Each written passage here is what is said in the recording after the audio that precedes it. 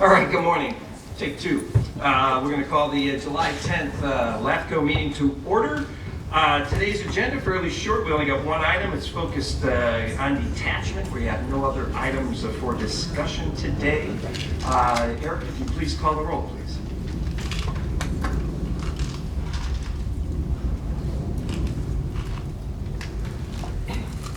Commissioner Desmond? Here. Commissioner Anderson? Here. Commissioner Becker? Here. Commissioner White? Present. Commissioner McKenzie? Absent. Commissioner Willis? Here. Commissioner Whitburn? Here. Commissioner Vanderlyn? Present. Alternate Commissioner Vargas? Absent. Alternate Commissioner McCann? Present. Alternate Commissioner Drake? Here. Alternate Commissioner Von Wilpert is absent. Alternate Commissioner Mathis? Here. Okay. So alternate Commissioner Drake will vote in place of Commissioner McKenzie, who is absent, and there is a quorum. Did you call my name? Yeah. Here. Thank you. Okay. Mr. Whitburn, could you please lead us in the Pledge of Allegiance? Yes, please stand as you are able and face the flag. Hand over your heart. Let me begin. I pledge allegiance to the flag of the United States of America and to the republic for which it stands, one nation, under God, indivisible, with liberty and justice for all.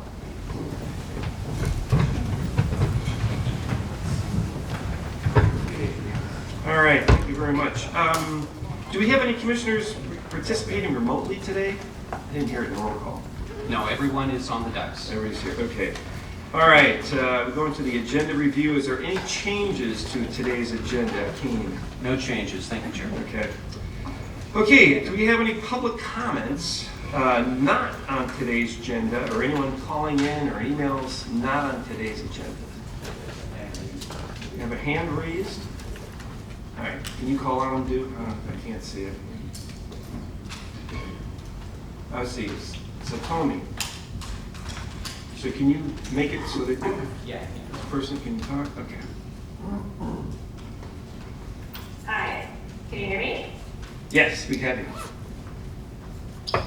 Hi, my name is Tony Spiegler, and I'm the political managing director for the San Diego and Imperial County Labor Council, which represents more than 200,000 working families who live in San Diego County. We do not believe an unbiased review has been conducted of the proposed attachment of Rainbow and Fall. Okay, we're going to get to that item. We're going to get to that item shortly. 3 votes from the previous 5 votes required the commissioners to pass an action. This was So- done under the office of the Tommy? County of San Diego, and it's provisions for all the work to do the action. So Tommy, Let her go. this is public. Let her go. Tommy? Okay, bring her back when we have Okay. public comment. Thank you. Excuse me, I was told that you were not going to take any other public comment other than what was on the agenda. Is that not correct? That is true. Well, you just called for a public comment not on the agenda. That was on the agenda. And we're going to get her back on when we get to the agenda item. Thank you. No, you called Ma'am, for... I'm sorry. I'm trying to conduct the meeting and we're doing it properly and I appreciate your comments. We'll call on you when your time comes. But I wanted to make the comment not on the agenda, and I was told that was not possible today. Oh, But you- all right. So you had to put in a speaker slip? Well, I was going to, but I was told that you were not taking comment on items that were not on the agenda. Yeah, we are. We are. But- May I please? Yes. All right. But you need to fill out a speaker slip afterwards if you want. Okay, I'll do that. Okay. This is going to be really quick. My name is Leticia Maldonado Stamos. I'm from Fallbrook, and my only comment is that it would be nice if a group like this that was conducting public comment meetings would have meetings in Fallbrook where more people that are affected by this would be able to participate in person. That's my only comment. All right, Thank you. thank you. Okay.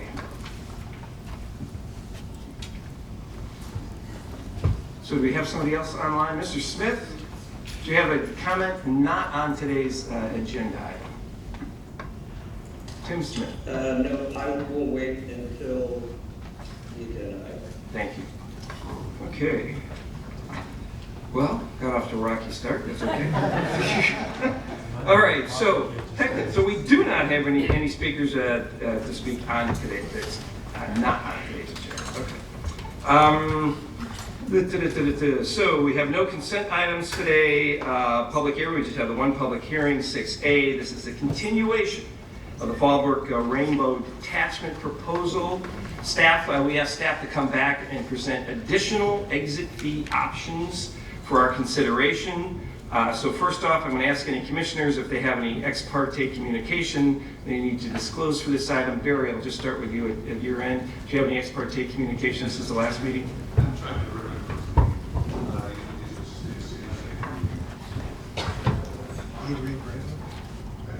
Next around. Okay. Okay. Yeah, you gotta turn your microphone on. Okay. All right, so Come back to me and I'll figure it out. okay, all right. Go ahead. I have none. David, do you have any ex parte communications? I have 6. Peter Kaczynski, Jack Beebe, Tish Berg, Chris Brown, Adrian Granda, and Tom Kennedy. Adrian Granda, that's it. Okay. That's it. Thank you. I don't think there's anybody I haven't talked to. Okay. Okay. And I look forward to more conversations after our vote. Yeah, just a minute. Yeah, you want that. I did meet with Jack Beebe, and I also met with an avocado grower, and I cannot remember the name. I think her name might have been Carol, but I'm not positive. Go ahead. I've had numerous communications with representatives of the city of San Diego, as well as with the Water Authority, as well as with a resident from Fallbrook who is in support of the detachment. Andy. Good morning.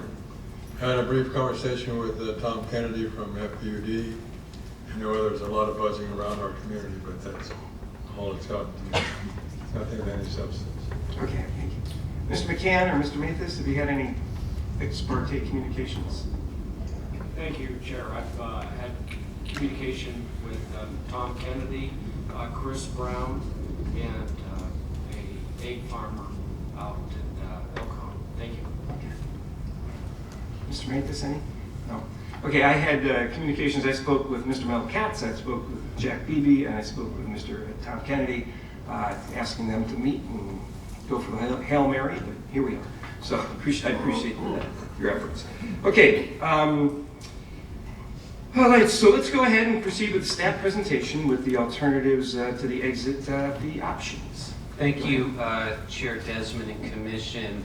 Keith Simons, EO for the record. So I'm going to hand this over to staff in just a bit, but I did want to offer up a few comments of context as the Commission takes this item back up following a month or so pause.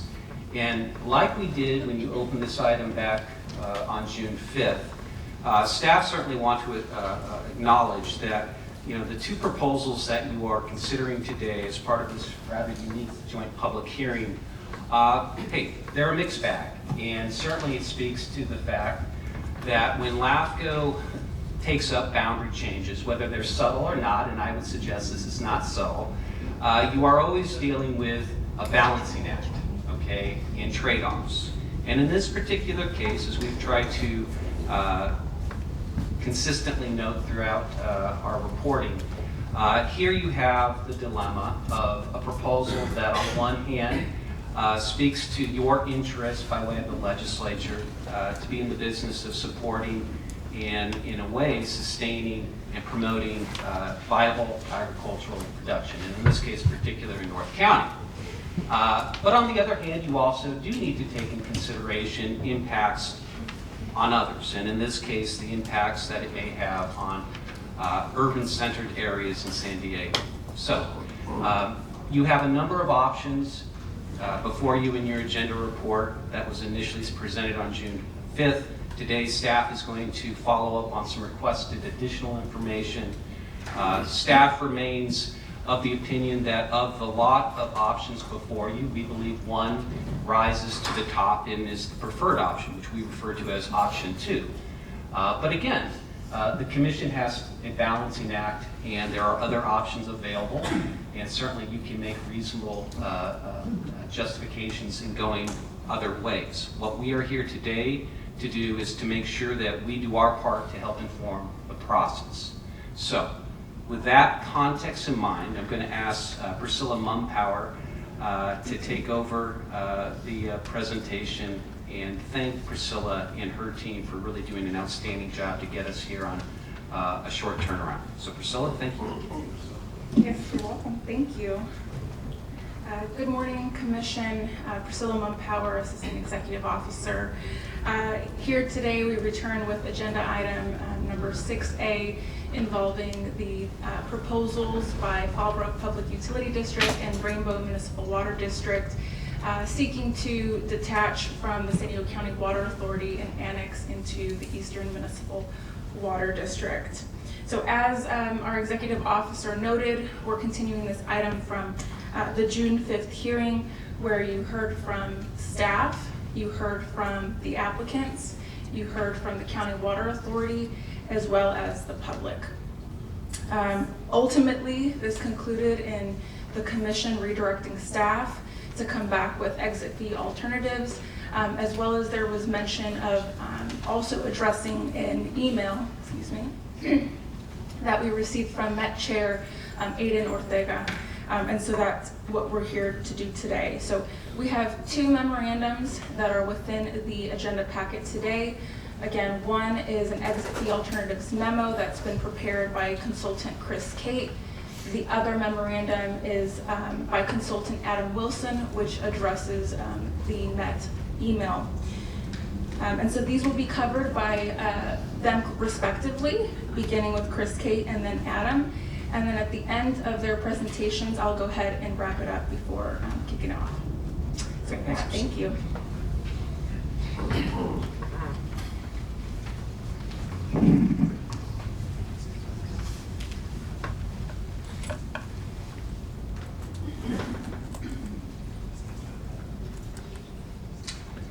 Good morning, Commissioners. Chris Cates.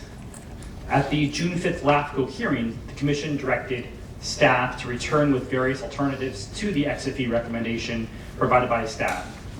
This morning, I'll be reviewing 6 alternative options that were developed based on the feedback that was provided at that hearing. In developing these alternatives, 3 main assumptions were maintained. First, each alternative uses Dr. Hanneman's short-run annual CWA revenue loss assumption of $12.6 million as a base. Second, no alternative exceeds the 10-year recommendation. And third, each alternative has some form of credit based on the budgeted cost of the ESB North County Pump Station project. Lastly, there's uncertainty as to the method by which it is expected the project will be funded. Some have raised the possibility of the long-term debt financing of the project. The report provides greater detail as to the reason we believe it is more likely than not the project will not utilize debt financing, although options assuming a financing method were provided. In conducting this analysis, we continue to provide consistency by using data from the time periods originally analyzed. This allows the Commission to have an apples-to-apples comparison of all the data in making a determination. We stayed within the time window in which it was expected a decision would be made by 2022. The summary table provides an overview of the details of each alternative reviewed. The impact of the total exit fee to be paid by the applicants ranges from an additional $25.2 million to an additional $62.9 million above the original staff recommendation. I'll now re-review the original staff recommendation, option 2, as well as summarize each of the alternatives. As a refresher, option 2 is staff's recommendation and recommends a 5-year exit fee totaling $62.9 million. The applicants would receive a credit of $38.6 million divided over the 5-year period, resulting in a total exit fee of $24.3 million. Each year, the applicants would pay approximately $4.9 million, with Fallbrook responsible for 35% of the total and Rainbow responsible for the remaining 65%. Option 2A increases the exit fee period to 7 years, increasing the base exit fee to $88.1 million. The total credit of $38.6 million remains the same, but it is now divided over 7 years. The result is an increase to the exit fee of $25.1 million for a total of $49.5 million. The annual exit fee would be approximately $7.1 million, resulting in a total 103.6% increase above the original recommendation. Option 2A1 increases the exit fee period to 10 years, increasing the base exit fee to $125.8 million.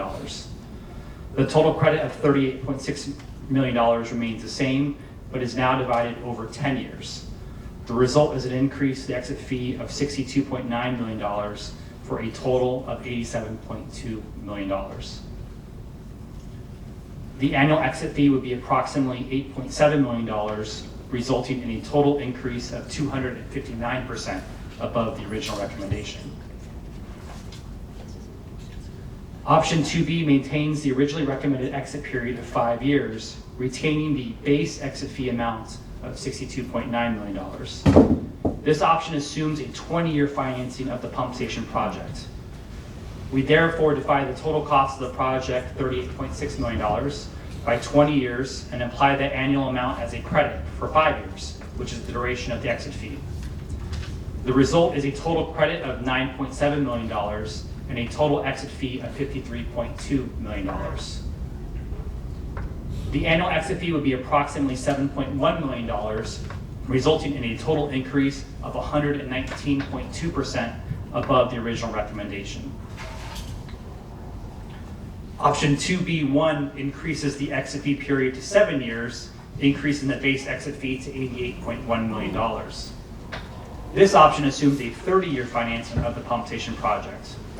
We divide the cost of the project by 30 years and apply that annual amount as a credit for 7 years.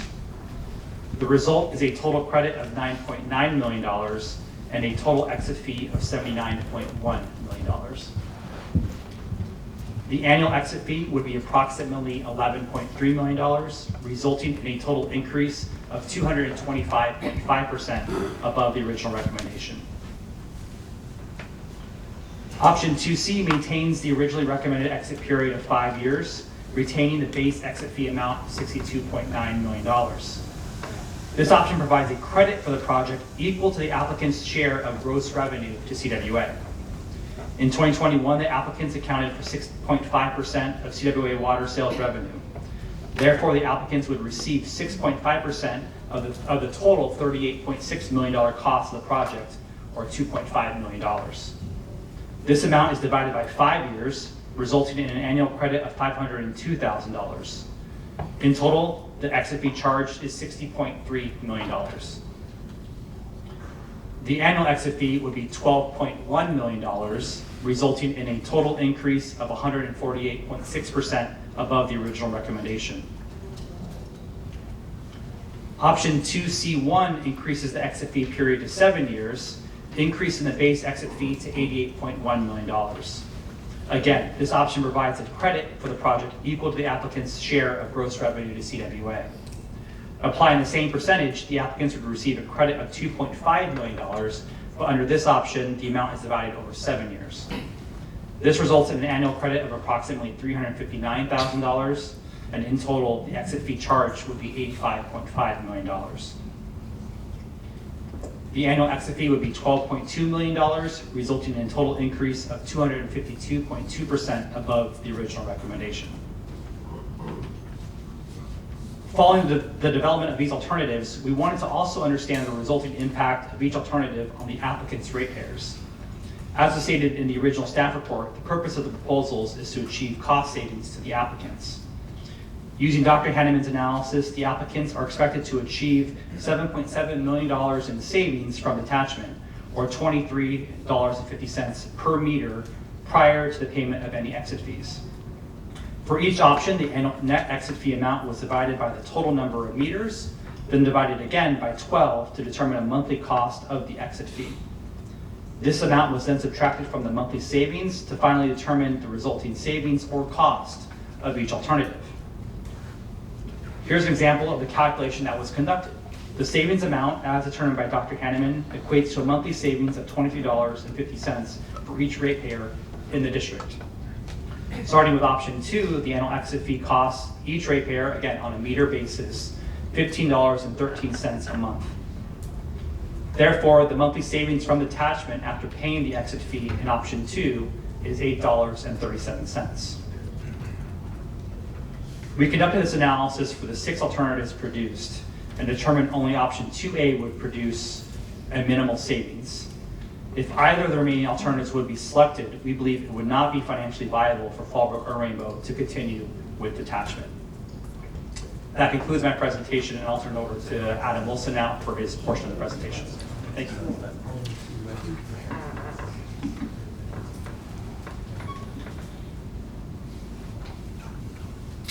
Thank you, Chris. Good morning, Commissioners. Adam Wilson here. I want to take just a couple more minutes of your time and go over 3 pieces of communication which touch on Metropolitan's role and interest to the Rainbow Fallbrook reorganizations. At our June 5th hearing, Met Chair Adon Ortega submitted an email during public comment, which you'll see is posted on your slide today. The general context of the email certainly raised questions at our last hearing and provided thoughts to this commission that we needed to double or triple check our assumptions involving Met's role to the Rainbow Fallbrook proposals.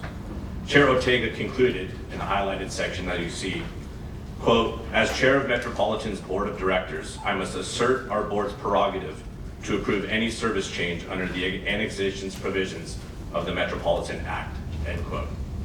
Unfortunately, this statement is contrary to previous Met communications and to our council's continued legal determination, which we illuminated in our June staff report and verbally during the Q&A at the June 5th hearing.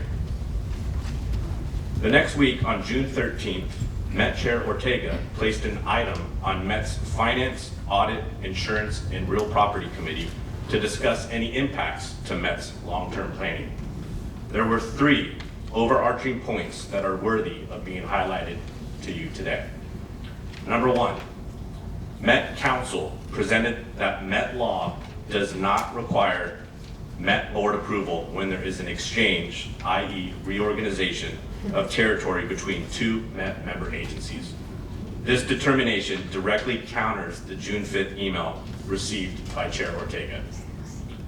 Number 2, the FARP committee was abundantly clear that they did not want the Met board to take a position on the Fallbrook Rainbow proposals. And third and finally, the FARP committee stated many times they did not want to get involved in the Rainbow Fallbrook proposals and the San Diego LAFCO proceedings. I want to share a few quotes from their community members that emphasize these points. Chair Ortega, quote, "I have never challenged the interpretation of the law," end quote.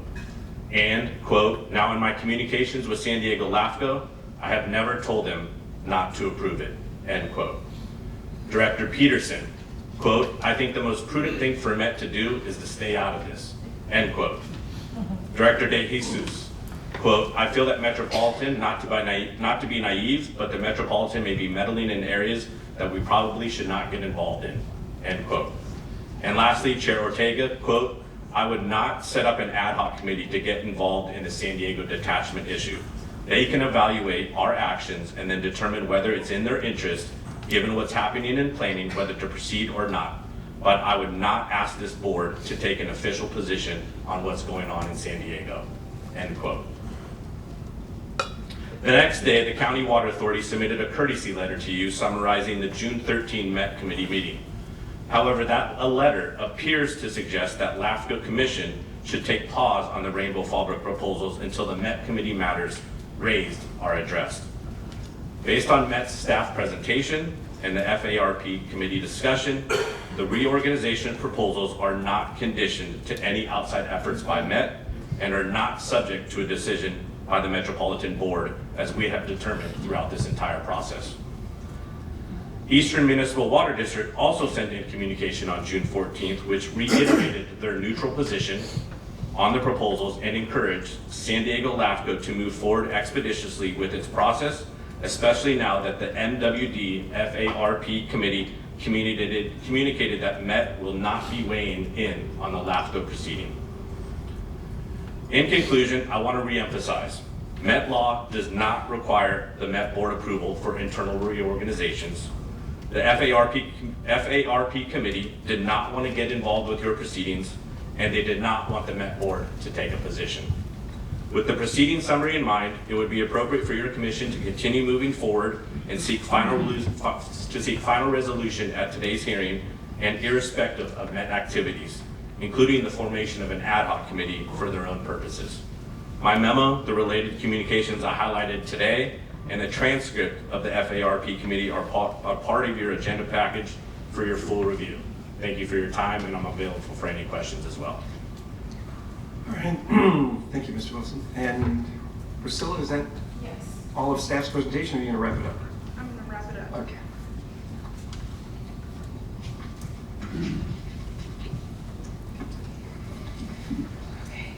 Thank you, Adam, Chris. Commission, so before turning it back to Keenan, we do have allotted some time for the applicants, 15 minutes to give a presentation, and then 15 minutes to the County Water Authority. But before doing so, I do want to note that we received a total of 32 comment letters on this item. Now, 22 of those comment letters were forwarded to you yesterday, but we did receive an additional 10, and those will be forwarded to you shortly, as well as posted online. I do want to, for the verbal and audio record, just acknowledge the senders. So beginning with Valley Center Municipal Water District, General Manager Gary Arant, 5 letters on behalf of the County Water Authority and by General Counsel Mark Haddam, who submitted to Acting General Manager Dan Denham, Board Chair Mel Katz, Board Member Tim Smith, Vice Mayor Colin Parent on behalf of City of La Mesa, Public Member Frank Murkett, Public Member Michael Friedman, Public Member Greg Thomas, Board Member Patrick Sanchez on behalf of Vista Irrigation District, Board President Kathleen Coates Hedberg on behalf of Helix Water District, a letter submitted by San Diego LAFCO Executive Officer Keen Simons in response to Mr. Mark Haddam by the County Water Authority, 2 combined letters by Fallbrook Public Utility District and Rainbow Municipal Water District General Managers Jack Beebe and Tom Kennedy, General Manager Brett Sanders on behalf of Lakeside Water District, Policy Advisor Lauren Casares on behalf of San Diego Regional Chamber of Commerce, CEO Linda LeGarrette on behalf of Cesar Chavez Service Clubs, Public Member Louis Shell, Public Member Gary Galindo, a joint letter by City of Del Mar, City of Poway, City of San Diego, Helix Water District, Lakeside Water District, Otay Water District, San Diego County Water Authority, and San Diego Water District, as well as a comment by Commission Counsel and in response to Mr. Mark Haddam. And then the 10 additional letters are by Jerry Clark, all public members, Jerry Clark, Mike Lee, Jack Groshans, Roy Musa, Edward Grangetto, Stephen and Peggy Brown, Paula Cox, and Lori Brown. So as mentioned, pertinently, one of these letters was received by, or 2 of these letters, I'm sorry, was received by Mark Haddam on behalf of the County Water Authority, in which he makes a number of misstatements which are addressed by a letter that the executive officer submitted, and I'll allow him to address that for you all. So with that, I'm wrapping it up for you all and kicking it back to Keen. Thank you. Thank you, Priscilla. So just to double down, so all of you hopefully, and if not, I believe we have extra copies, at least for the commissioners, all of the letters that we received by 12 o'clock yesterday are going to be in this packet, and they were posted online. the 10 additional letters that Priscilla mentioned that we received after noon yesterday on Sunday, we are posting online and should be available. But again, because they missed our golden opportunity, you will not have hard copies before you. So with that, Chair, as Priscilla mentioned, we've got the applicants here, we have County Water Authority here, and I know we have a number of interested members from the public here as well. Thank you, sir. Okay, so if the entities, if the Water Authority would like to speak first, or looks like the applicants want us to. Can I make one quick comment? So we got, hang on, what do you got? I just wanted to thank the staff. I mean, We'll get to. okay, I mean, they really put a lot of hard work. They're still working. They're still working. So Mr. Beebe, between yourself and Mr. Kennedy, you have 15 minutes. You can just divide that up however you'd like, and then we'll go to the Water Authority. Thank you. All right, thank you. Yes, and we are back. So for this, I guess, reoccurring monthly detachment meeting, maybe hopefully that's the last one, I'm hopeful. But I really appreciate the commission taking the time to hear from us again this morning, which is a really important issue for our region. Also really want to thank staff through this process, which wasn't maybe as much as a technical challenge as large as a political challenge that it's ended up being, but I really appreciate them doing their role, which is really to be an independent sort of referee of special districts, and really appreciate them doing that role. So quickly, and we are going to focus on the new information as directed by the chair. This is our kind of rough summary of the last meeting, that you heard a lot from our agricultural community. We have real challenges. They can't wait. We really need to do something about water costs. Once these groves are gone, they're not coming back, and it's really important to our community. So I think that was heard pretty loud and clear at the last meeting, and that's really what's driven us to be here. LAFCO put together a long presentation. They spent a lot of time on this issue, engaged an independent, world-renowned expert, Dr. Hanneman, to do the financial analysis. He had information available from us and the Water Authority. He took that information, and that's how he came up with his conclusions on what the cost impacts were. LAFCO did find that the reorganizations would preserve agriculture. They found that Eastern can meet what the needs of Fallbrook and Rainbow are as rural water districts. And there are ways to mitigate the near and long-term impacts. The other thing, what we're talking about today is the exit fee. I think it's also important to remember that staff and their legal counsel also concluded that there is no exit fee in the County Water Authority Act, right? The County Water Authority Act does not require us to continue to pay payments to the Water Authority. It doesn't say, here's your obligations for decisions that have been made. It doesn't say you are required to pay for debt that's been incurred. It doesn't require you to make the Water Authority whole. That isn't a requirement. That's something that LAFCO is looking at and saying, what is fair? That's what's in front of LAFCO. Not what is required, it's what is fair. And so what we're seeing is the questions for the commission today, hopefully today, is should we be allowed to move forward in accordance with what the rules are of the Water Authority Act? Should our ratepayers be allowed to vote? And that's the next step. It's not you're done today and it's done. Our ratepayers still get to say, yeah, does this make sense or not? And that's all we've been asking throughout this process. And then the question is, one, should you impose a fee, even though it's not required? And if two, what should it be if we do impose one? And then how ultimately does that decision help with what started this whole process, is helping us preserve our agricultural lands?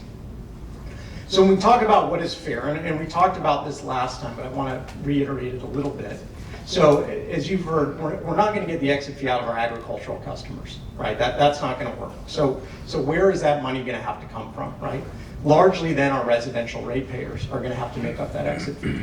A key to remember is if you look at rates, and this is people using the same amount of water, so it's about your average single-family homeowner, Fallbrook and Rainbow's rates are by far more expensive than others in the county. You can see Fallbrook's winning this, which isn't a good list to win. This is from 2022 because it was in the Union Tribune. We want to use that information. It's been updated. It's worse. We're even farther ahead. Part of this is because of the nature of being a rural district. It's not all the cause of the Water Authority, but it does tend to spread it. So instead of bringing this back together, the way the Water Authority rates are set up, it sort of increases that spread. And you'll see rural water districts that are reliant on the Water Authority tend to pay more than the urban districts, unless they have local water supplies. So Lakeside, for example, has wells, so their cost of water is much lower. But when you hear from speakers, say Lakeside, Helix, other entities that say, hey, we can't afford $2 a month. Well, Lakeside's half our rate. right? And so they're saying, I can't pay $2 more a month. We need you to pay more, your 55,000 people to pay more, so that our 3.2 million in the county pay less. But remember, this is gonna make it so these ratepayers, which are already struggling, are gonna have to pay more. The other thing, just quickly, we talked about this last time, I'm not gonna spend a lot of time, but in the context of the challenges of the water authority and the rate increases that they're facing, this is minuscule. A couple weeks ago, a double-digit rate increase was passed by the water authority. Those same people that passed the rate increase then did a press event a few weeks later complaining about detachment, which is 1/7 the impact, and ours is a one-time thing versus what are going to be annual large rate increases.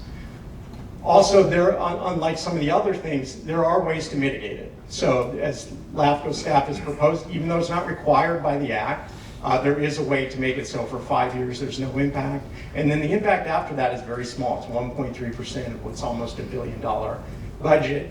With the 5-year exit fee, given the 3 or 4 years we've been working on this, plus the fact we have to do an election, plus you're probably going to get sued potentially by not us, but maybe one of the other parties in this. We're going to be well over 10 years by the time this has started, which is plenty of time for the water authority to make the adjustment. And then just quickly to highlight this again, so Chris Kate, who I think did a great job independently looking at these numbers, what we're looking at is here's these different exit fees with the pump station credit, because as indicated by staff, and we'll reiterate, there's really no way to sort of math away the fact that they're saving $40 million if we leave.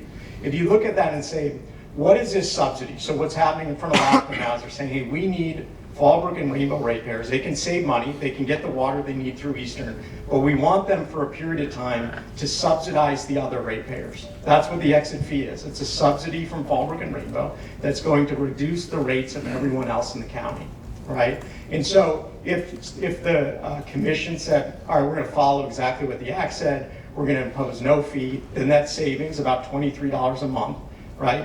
We've got that savings to be able to reduce rates, which moves us maybe into the middle, right? Not even the lowest in the county, we're maybe moving towards the middle, but everyone else will pay $2.20 more. So Lakeside, instead of $68, they'll be at $70, right? So they got to pay $2.20 more.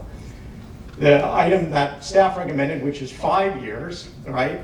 Of that savings, of that $23 that we could save by getting water from Eastern because of where we're located in the county, $15 of that is going to help reduce everyone else's rates. So instead of Del Mar residents paying $2.20 more, our residents are paying $15.20 so that they don't have to pay $2.20 more. So that is the subsidy that we're paying. Now, fortunately, we save some money, right? But a lot of that savings is going to pay, to keep everyone else's rates the same for the next 5 years.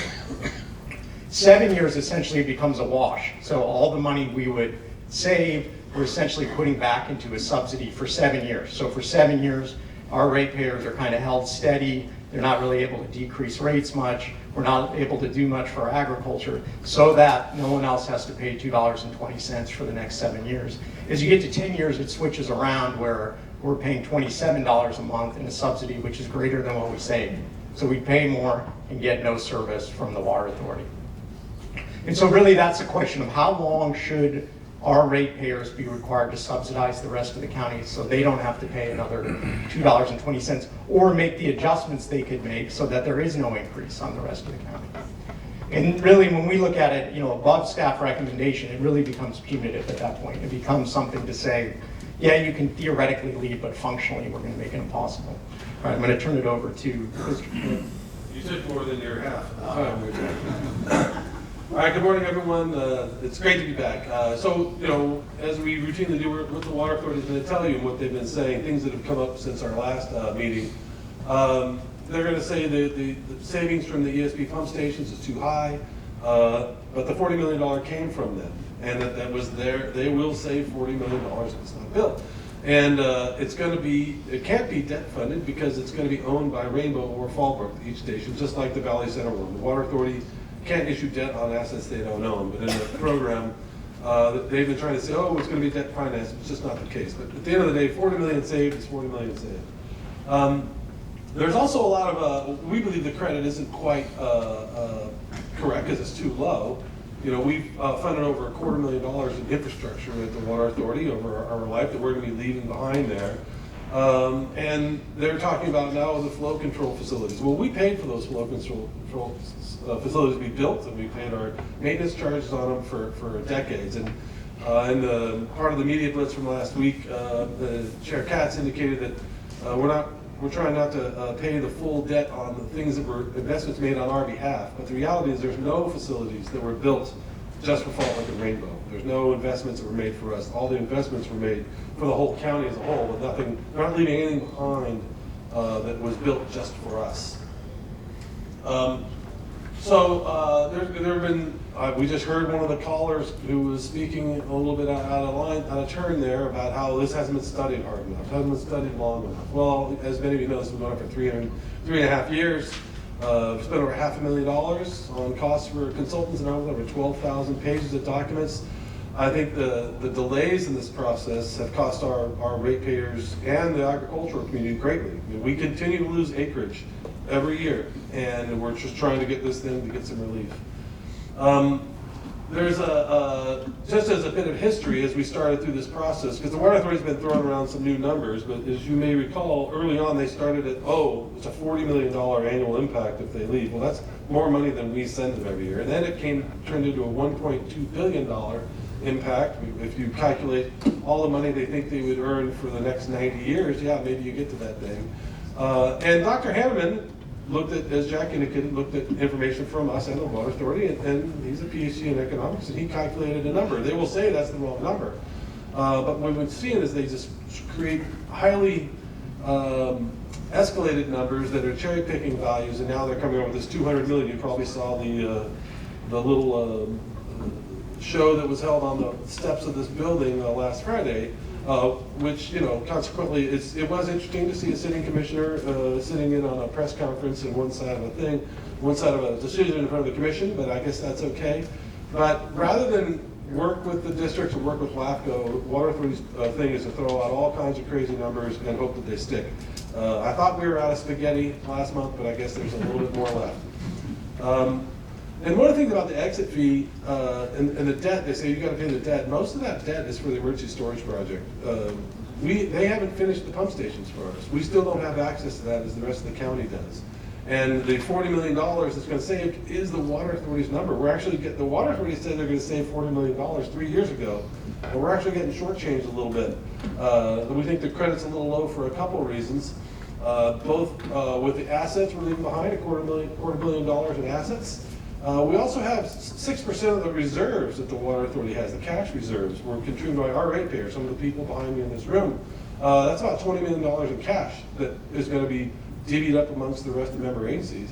And then water that's in storage in both the Levenheim and San Vicente reservoirs was paid for by us, and it's worth about $10 million in wholesale. That's getting left behind. And so when we look at the exit fee and the credits, we think we're not quite getting the best deal we could on this. So when you look at the impacts on the Water Authority, and this is where I think your MSR process that will be coming up here later this year, I hope, is important. There's a lot of financial drivers at the Water Authority. The detachment with the exit fee payment for the next 5 years, there's zero impact. But as the city rolls off and the East County, they're going to have a massive impact, $47 million. This is just using calculations done by LAFCO staff. The 9.5% rate increase that the city of San Diego pushed through at the Water Authority against many of our objections is a $70 million a year impact to the ratepayers of this county that are going up. And then just the extra money the Water Authority spends on their IED transfer and desal costs is $173 million a year. The detachment without an exit fee is 12.8. And so while there are an impact, there's a lot of bigger impacts going on the Water Authority that hopefully this commission can look into as part of the MSR process. And so for a new thing, since the last meeting, the Water Authority continued to push through, and the city of San Diego pushed through 8399 to bypass LAFCO. I believe there's a hearing in the Senate on Tuesday on that. They kicked Jack and I out of the board meeting last month at the Water Authorities to have closed session item for initiation of litigation, presumably against LAFCO. Unfortunately for them, after we left, enough other board members left as well that they lost quorum and never took action. But fear not, it's back on the agenda for a meeting this Thursday. Issued some threatening letters to LAFCO from their special counsel Haddam, and then used some of this new math to come up with these revenue impacts using very misleading numbers. I think this seems to me to be a diversionary tactic to focus on detachment when there's bigger things to deal with at the Water Authority. So option one is what the legislator intended in the Water Authority Act, what continues to be our preferred alternative. Option two, we could support it now, as Mr. Kate indicated, there's other options that have other longer terms are definitely something that we cannot support. But because I think that, as Jack indicated, paying an extra, a longer or larger exit fee just punishes our ratepayers and have them unfairly subsidize the rest of the county and will contribute to the loss of agriculture. So with 3 seconds left, we'll wrap it up. All right, thank you, Mr. Kennedy, appreciate it. So the Water Authority, you have 15 minutes for your presentation.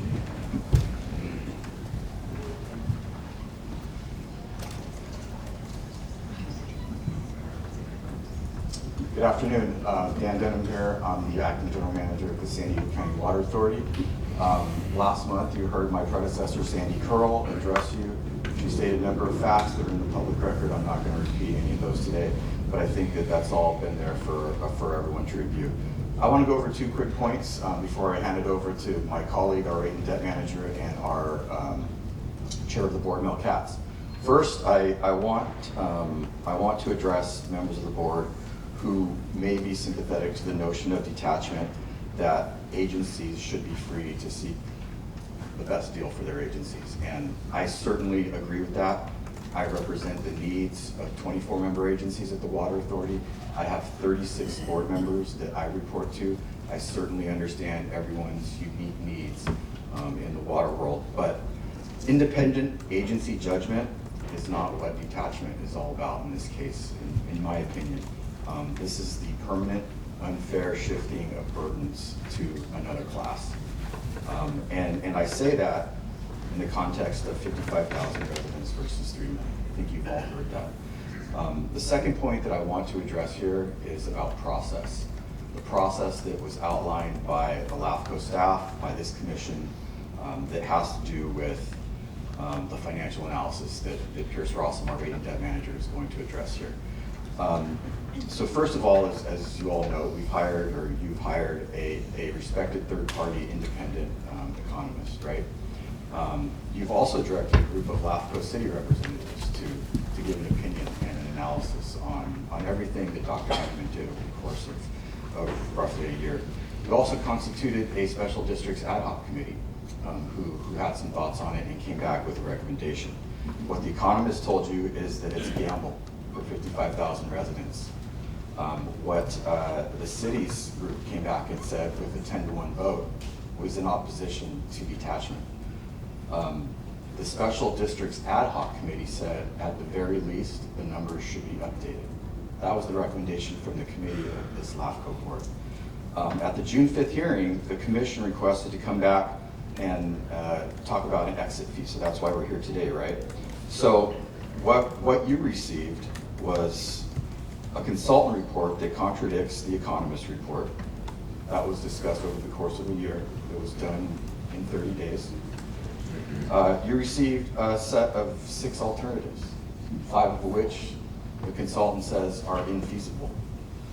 I want to tell you that in my boardroom and with the board members that I do have in this room, me coming back to a governing body and not updating financials on the request of a commission, or refusing to update 2-year-old numbers and replace an independent third-party report with a staff-directed report that was done in 30 days would be unacceptable to my board. I want to underscore the following, the final point here, and that has to do with the 10-to-1 vote in opposition to detachment. The vote included the cities of Poway, Chula Vista, San Diego, Carlsbad, Coronado, Del Mar, Escondido, Imperial Beach, National City, Oceanside, Santee, and Solana Beach. By this scorecard, this is not about the city of San Diego. This is not about Rainbow. It's not about Fallbrook. It's about every single agency out there that uses water in our region. And that's the group that you all represent, and that's the group that I represent. I want to turn it over to Pierce Rossum, who's going to talk about the numbers and updating Dr. Hammond's report. Thank you. Good morning. Pierce Rossum, Revenue and Debt Manager at the San Diego County Water Authority. As Dan just mentioned, I'm here to talk about the stale and old numbers that LAFCO staff continues to use in their analysis. The exit fee, as we all know, was developed 2 years ago in Dr. Hammond's 2021 report. And that number had financials at that time and a forecast of 2021 demand or 2022 demands. But here we are 2 years later, and despite having readily available information, LAFCO staff refuses to update those numbers. Now, first, it's really important to understand that when they talk about the Hanneman report, the expert, the economist, they're not using his numbers. Table 23 of the Hanneman report details a calculation of detachment fee, but instead, LAFCO staff is misappropriating Table 19, which is this net revenue impact. Its never intended purpose was, it wasn't intended to use as an exit fee. And that causes a material flaw in the analysis. It's the equivalent of trying to do a square peg in a round hole. It's not its use case. The first update to the financials, can I get this to the next slide? Is to update the financials. Here we are 2 years later, and just everything's gone up. We've seen LAFCO staff present about the 6% plus inflationary environment we live in. It was even higher last year. So at the minimum, it's reasonable to just update the numbers based on current market conditions. You would never buy a house based on 2-3-year-old market data, would you? The second, and more critically, is what's up on the screen, is the need to replace a forecasted number with actuals. This isn't arguable. The numbers presented in the LAFCO staff report, based on Hanneman's assumption, was a 2022 demand forecast of 18,100 acre feet. But now that 22 has come and gone, we know that they sold 24,000 acre feet. That's a big material difference in the financial impact. As Dr. Hanneman notes, and was alluded to earlier, every 1,000 acre feet the Water Authority doesn't sell is $1 million impact to the county. And so what we're seeing here is nearly $6 million being shortchanged by LAFCO staff because they failed to update an old and flawed number. I urge this committee to just use updated and current numbers. When we update the 2021 numbers with where we are today in demands and financials, the net impact of detachment increases by 50%. That's material. It's not the $12.6 million net revenue impact, but when we use real numbers, when we use updated information, it's $18.9 million a year. Over a decade, that's $200 million that you are going to force onto the other ratepayers of this county, be it farmers, disadvantaged communities, the whole lot.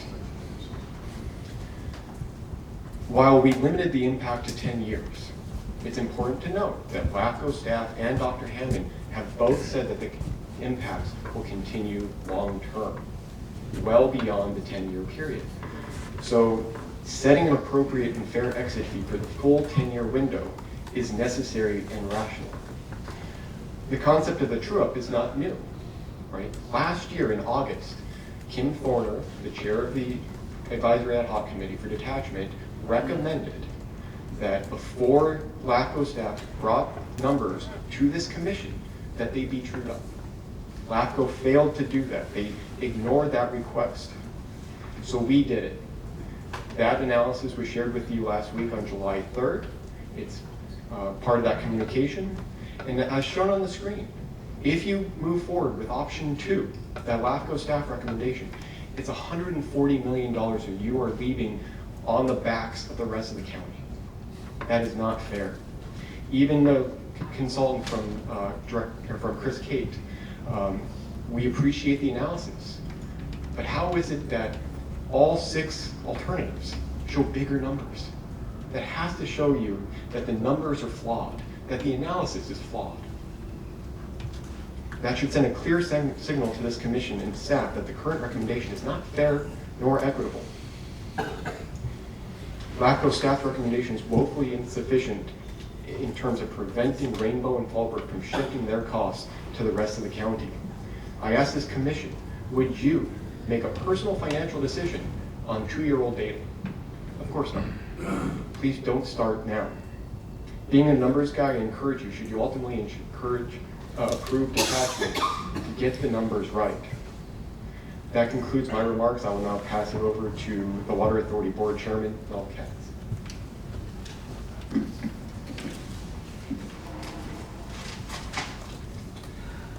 Commissioners, thank you, Pierce. As you've just heard from Pierce, the exit fee proposed by the LAFCO staff is based on years-old data and questionable projections that understate the actual cost of detachment by at least 50%. Like everything else, costs related to water supplies, such as treatment and energy costs, have significantly increased since LAFCO garnered its data. In addition, inflation isn't accounted for in staff's current numbers. Financial impacts of detachment will continue far beyond LAFCO's 5-year horizon, which does not reflect the actual lifespan of water infrastructure and debt used to finance it. The net effect is LAFCO's proposal isn't even close to covering the actual cost that will be shifted to residents elsewhere in the county. And it doesn't take into effect the impacts for disadvantaged communities and to the agriculture community in the rest of the San Diego region. For all these reasons and more, it's critical for you to reject this proposal. I'd like to use our last few minutes that we have here to show a video that we've put together. If you could run the video, please.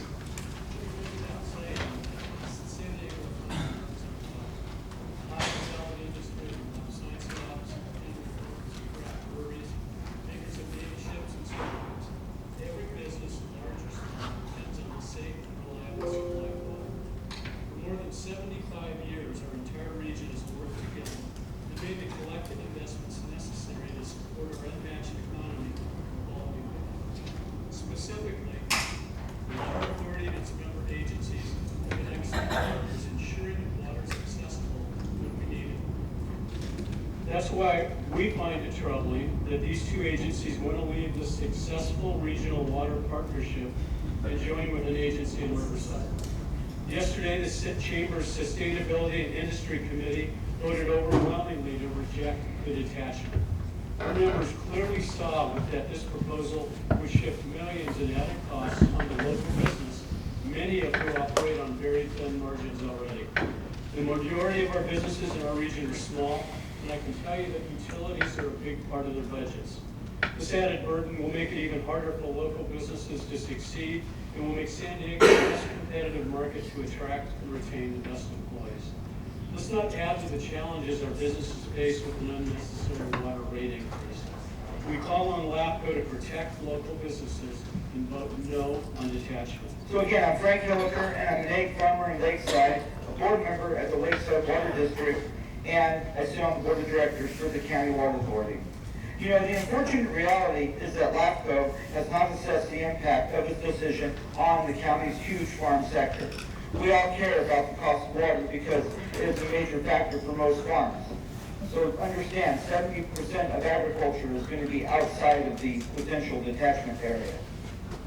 The Fallbrook and Rainbow water agencies don't pay their costs, it harms farmers like me who will have to be forced to pay more.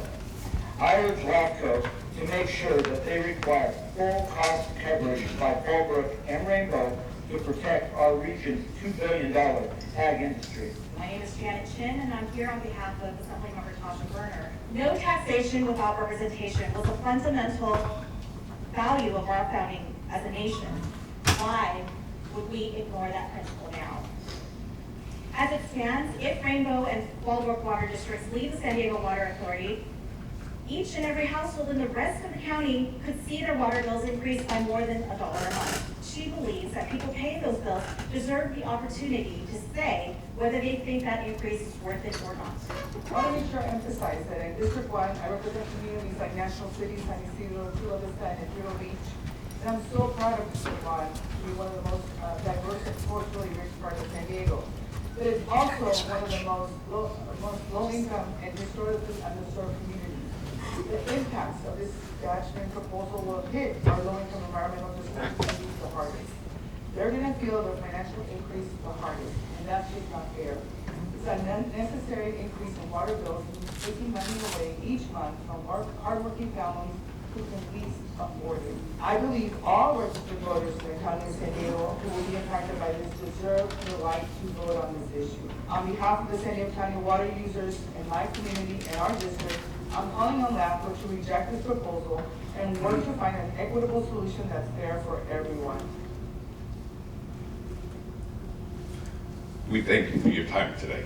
Thank you, Bill. Okay, we're going to go to our public comment, but I have to ask this person from the media here to the left, ma'am.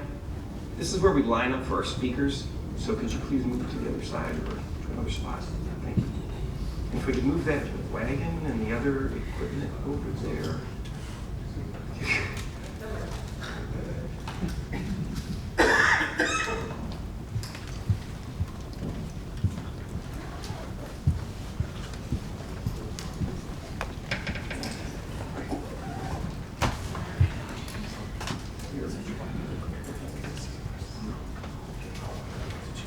Somebody's walker. We can pack that up over here. Oh, there you go. Thank you. Okay. Well, we appreciate all the comments from each of the applicants and from the Water Authority. We're going to go into our public comments now. We have many speakers, 3 minutes each speaker, and we're going to hold you to your time. The timer is right here on the whatever that is, the desk with the dice there, down below. So I'm going to call you to random order. And if you come on up, state your name first, and then we'll proceed. First up, Paula. I missed your name last time, but here you have Coates. Followed by Daniel. And if you could line up, I'm going to call 5 speakers, and if you could line up in any order on that side of the wall, that'd be great. Paula and Daniel Coates, then Nick Serrano, Stephanie Baxter, and Bill Pellman. If you could all line up over here to the on the side of the wall. So, Paula, if you want to go ahead. Good morning, and I'd like to thank all the commissioners on the council and everybody who's part of LAFCO. I am both a resident of Fallbrook and also a resident of San Diego. My husband and I bought property 20 years ago, and we decided to leave our jobs in the city and become farmers. So I just want to, you guys know how important agricultural is, and when I talk to residents of San Diego, nobody likes to think about agriculture. Everybody's happy to eat, everybody likes farm to table, everybody likes buying local, but agriculture makes up 18% of our nation's economy and provides 30% of the jobs. California is the leading state in those statistics, and in California, San Diego is the leading county. And San Diego provides approximately $3 billion in agricultural revenue and associated jobs that go with it. So we have been farming now for 20 years. The County of San Diego made a commitment to us. They said that agriculture was important and that they would keep North County rural and agricultural. Our property has been assessed with 1 dwelling per 20 acres so that we will keep it as farmland. And then later it became part of agricultural conservation easement that we have as well. But we are now desperate. The 56,000 residents of Fallbrook and Rainbow are not the villains in this room. The villain is actually the Water Authority. They failed us. Before we purchased our land, we asked, what is water? How is water going to impact us over the long haul? And we were told water would go up with the inflation rate. And that is simply not true. If you look at the slide that Jack prepared, we pay the highest percentage of water, the highest dollar amounts for water in the entire county. And we simply can't go on like that. The member agents, the people that make up Fallbrook, we have 20% that live below the poverty level, and a lot of seniors that are on fixed incomes, and we can't absorb the cost increases. As the gentleman said from the Water Authority, over the last 2 years, their numbers have been going up. They have a huge amount of debt, and they have done nothing to reach out to talk to us. This process has been going on for 4 years, and no one has presented to us a counter proposal so that we stay within the county. We need water in order to grow trees. The other thing that the county has said is that the climate action plan, they want to plant more trees in order to sequester more carbon.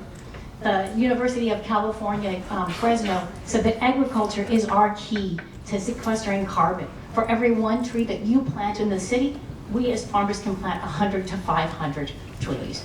So it's just that they're also, like Jack had said, or Tom had said, that the city of San Diego is going to, with the Pure Water Project, cut their needs down from the County Water Authority because the water rates are too high. Water rates went up approximately 19%, with a double-digit increase now, followed by another 8% the beginning of the year. It's just not affordable.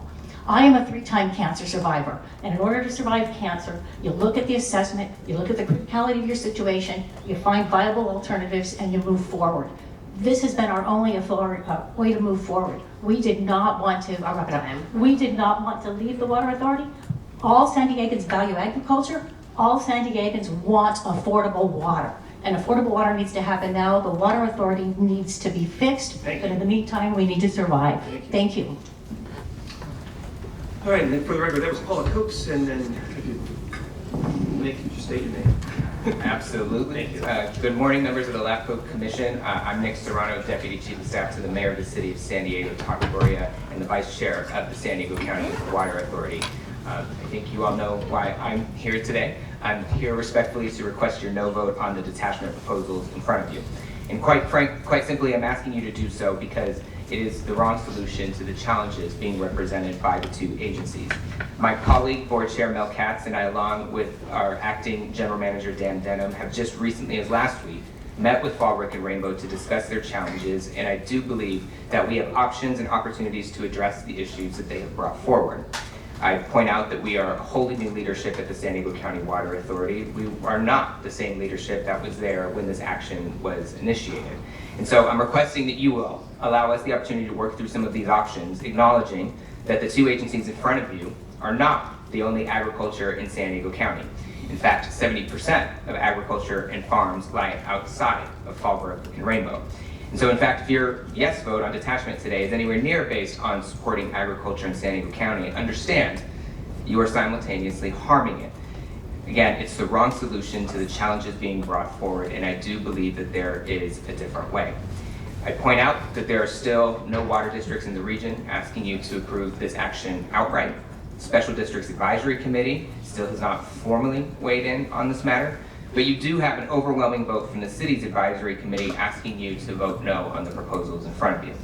And so, this commission can today choose to raise water rates even higher, in addition to on nearly every family, every household in San Diego County. Weaken San Diego County's voting power at the Metropolitan Water District and cede that to Los Angeles and Riverside. Risk that the transition to Eastern will be accepted by Metropolitan and will not result in higher water rates for Fallbrook and Rainbow as Metropolitan endeavors to make the same investments that we have here in San Diego County over the next decade. Endorse what I would call a concerning process that got us here and disenfranchised one of our own commissioners. Leave key questions on the table unaddressed. Unfurtherly burden the rest of the region with $200 million in costs over the next decade. Allow a governmental reorganization impacting nearly everyone in the region to go forward without a true vote of the people. Or, this commission can do what you all have individually expressed. Allow us to be able to work something out with Fallbrook and Rainbow.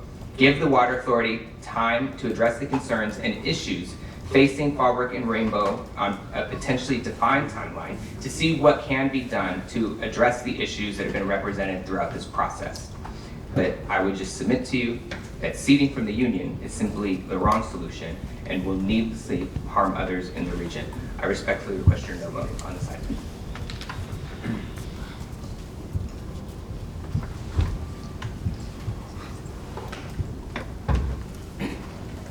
Good morning, Commissioners. My name is Stephanie Baxter, resident of Fallbrook, farmer, and I serve on the Fallbrook Community Planning Group, and I'm speaking to you today as a member of the public.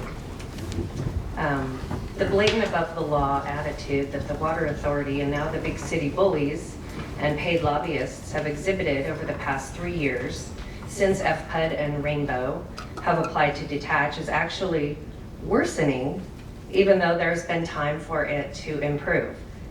This detachment has been an opportunity for the Water Authority to improve their reputation. Instead, their diversion tactics toward detachment, shifting away from their dirty politics and highest rates in the country, are manipulative and truth-twisting. Your job today, and I thank you for doing it, is to review the legal language. And I know that you know Rainbow and Fallbrook are well within their lawful and legal right to detach.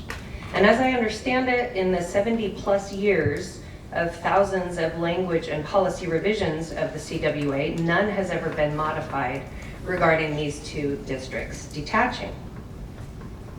And forward thinking from a planning perspective, your job description also is to protect against the premature conversion of agriculture and open spaces in all 58 California counties. So, okay, if agriculture in North County disappears, we wouldn't be surprised if the county wouldn't rezone land to meet housing demands, which earn them points toward a pro-housing designation, which means more money, because it's all about the money, right? And if you are a fair, balanced, and equity-minded condition, you'd see that the very reason Fallbrook and Rainbow are trying to detach is also about money, but not about greed, not about power. It's certainly not about dirty politics.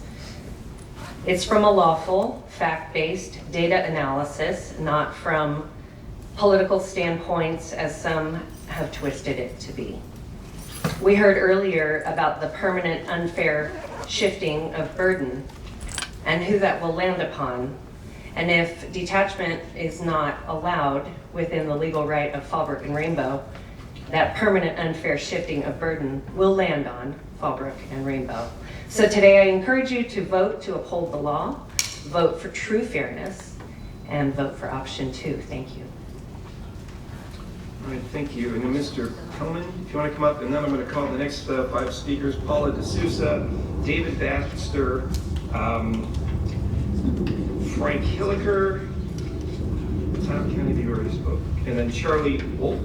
And I do see I called Mr. Daniel Coates earlier, but he does not want to speak, just he registers his support. So Mr. Pillman, and then Paula D'Souza, Dave Baxter, Mr.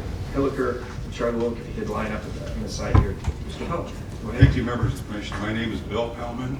I'm an attorney. I'm an assistant general counsel for Rainbow Municipal Water District. As I told you at the last time I appeared here, I've been dealing with LAFCO statutes in their application since the mid-1980s. First of all, I want to congratulate Mr. Simons and his whole staff for being able to do such a great job in light of the political pressures that they have and the misinformation that's been bandied about by those opponents of this detachment.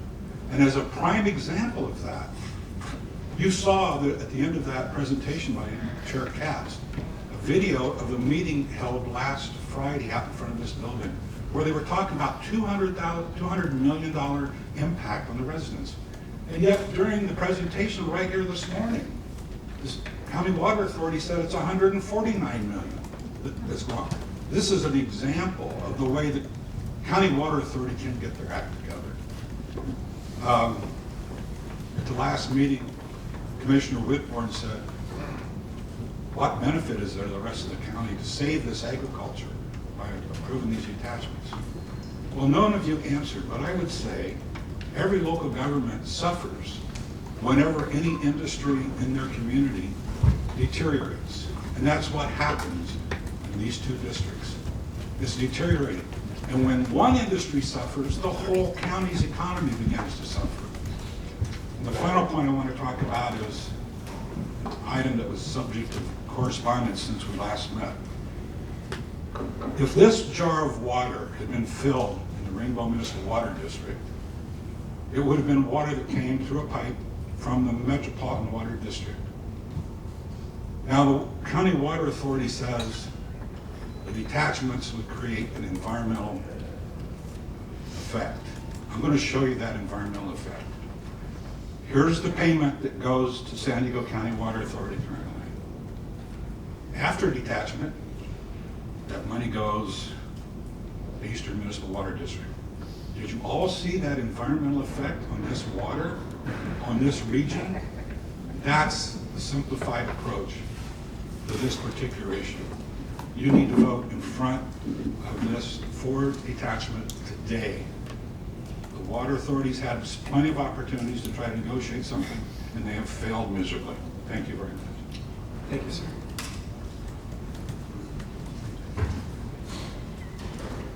Good morning, Paula D'Souza with Best Western Krieger on behalf of Fallbrook Public Utility District.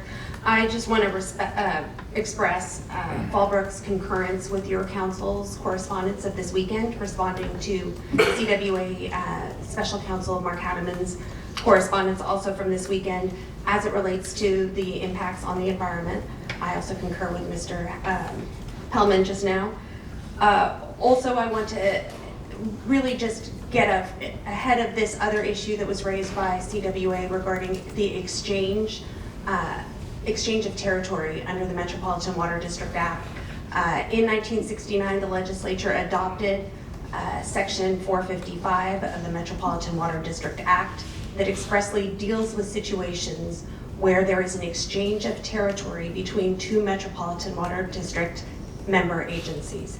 Here, we have two Metropolitan Water District agencies being County Water Authority and Eastern Municipal Water District. All that is being done by this proposal, by my client, Fallbrook's proposal and Rainbow's proposal, is to exchange territory as between member agencies of the Metropolitan Water District. And there is no requirement for anything further after LAFCO proceedings, and any other proceedings under the County Water Authority Act are completed. That's all I have to say. Thank you.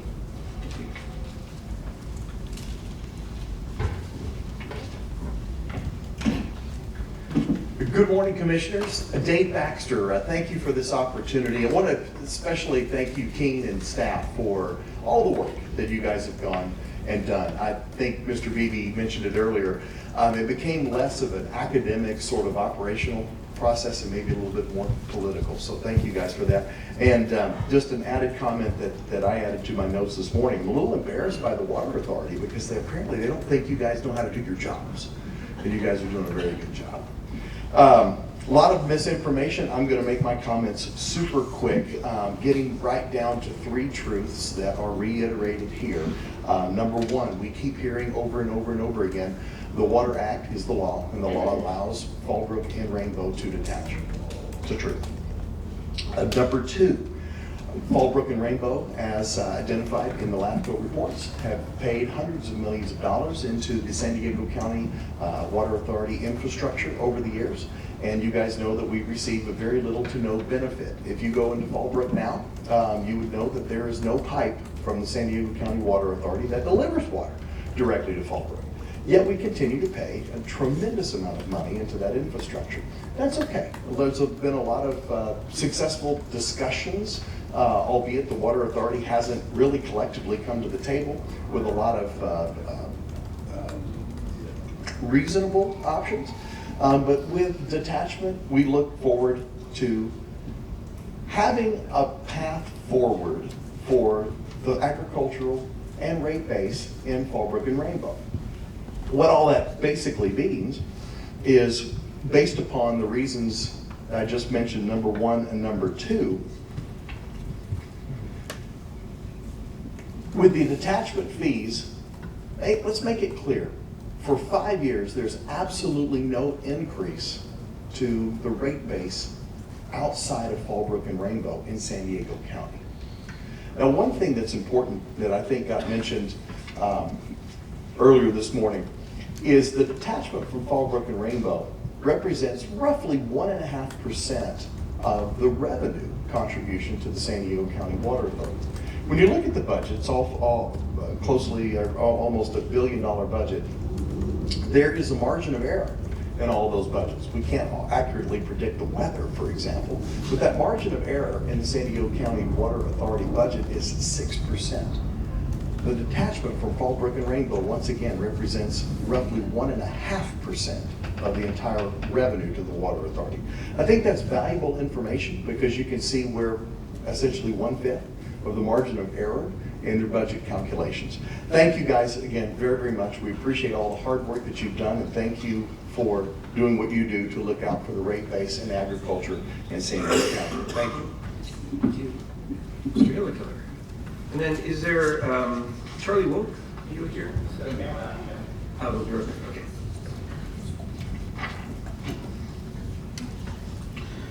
Thank you, Commissioners. Good morning. Again, my name is Frank Hilliker, and I'm a commercial egg farmer in Lakeside, California. I like the idea of self-determination and freedom. Self-determination, however, does not include simply shifting Fallbrook and Rainbow's burden onto the remainder of the county. That is not self-determination. That in agriculture is what we call subsidies. If you grow it, like avocados and citrus, if you raise it like beef, pork, or lamb, or if you produce it like eggs or milk, it all takes water. Why should my fellow farmers and ranchers be forced without a vote to bear Fallbrook and Rainbow's burden? That is fundamentally unfair. I have reviewed the entire record, and I cannot find evidence of any analysis on the proposed attachment's impact on water rates on the remaining 70% of San Diego's agriculture that exists outside Rainbow and Fallbrook. With impacts to remaining 70% of ag, is it reasonable to assume a measurable loss in ag production and, reasonable loss on ag production of existing ag land and a conversion to other uses? Likewise, I see no evidence or analysis regarding the financial impacts to our disadvantaged communities. The record before the Commission is simply incomplete and not sufficient for this body to take a yes vote. The San Diego water portfolio is stronger if everyone can stay together. Ultimately, I hope it gets resolved by SDCWA, Fallbrook, and Rainbow for a better future. Thank you again, and eat more eggs. Okay, Charlie Wolk is up next, and then I'm going to call the next 5 speakers. We could line up Kurt Bartle, Rick Carey, Eileen Delaney, Jennifer Jeffries, and John Friedel. Good morning. Thank you for the opportunity to address the Commission. My name is Charles Wolk, and I'm farm manager and work out of Fallbrook. I'm also a director on Fallbrook Public Utility District. My main purpose this morning because I think that information and perspectives have been over and over again. But I wanted to thank Keene and LAFCO staff for the job that they've done preparing to get to this decision. You've had to deal with the, I think I'm being maybe more than fair, the frivolous objections raised by the County Water Authority. Their new map that comes up with numbers that nobody else can even come close to. And you've endured that and have done it in a professional manner. I think the whole situation is a prime example of Economics 101. The entity is selling a product and they've priced it out of the market and people are getting out. We have a unique opportunity because where we're located, we don't use any County Water Authority facilities. We get our water off of metropolitan-owned pipe.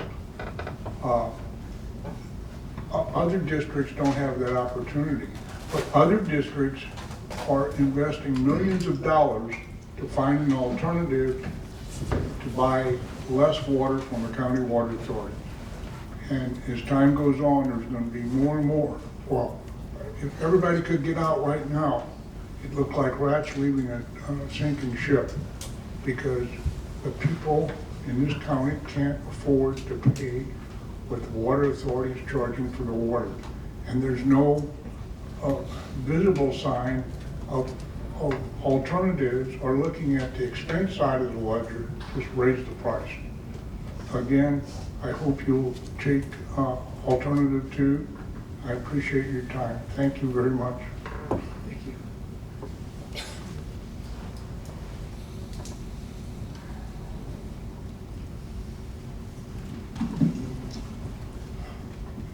Kurt Bentley, Florida Works. I tried to work on the penmanship this time. Closest time, sorry.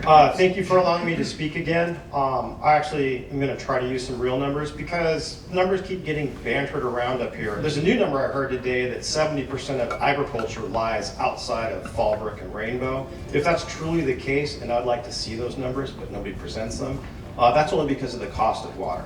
So let's talk about some real numbers. Cost to a consumer in Lakeside, and I talk about water in acre feet because that's how we use it as farmers. But in Lakeside, $22.57 for an acre foot. That's not including the lifeline amount. Let's just use the real numbers. Cost for an acre foot in Fallbrook, $26.27. So who's it unfair to? Do we get to have a voice when the San Diego County Water Authority decided to spend $1 billion to build a desal plant in Carlsbad, of which we can't use any of that water in Fallbrook? It'd be nice. I'd like to get my TDS down, but I don't get access to that water. Who's it unfair to? We're paying for it. I'm a resident of Carlsbad, so when my rate goes up, I'll accept that. That dollar, that $2, that's okay. Now, the San Diego County Water Authority sat up here and said, oh, there's an agricultural rate that brings the cost of water down to equal that of Eastern Municipal. San Diego County Water Authority's wholesale rate, $14.41 an acre foot. Calculated Eastern Municipal Water District cost of Fallbrook, $12.67. That's not on par. That's not equal.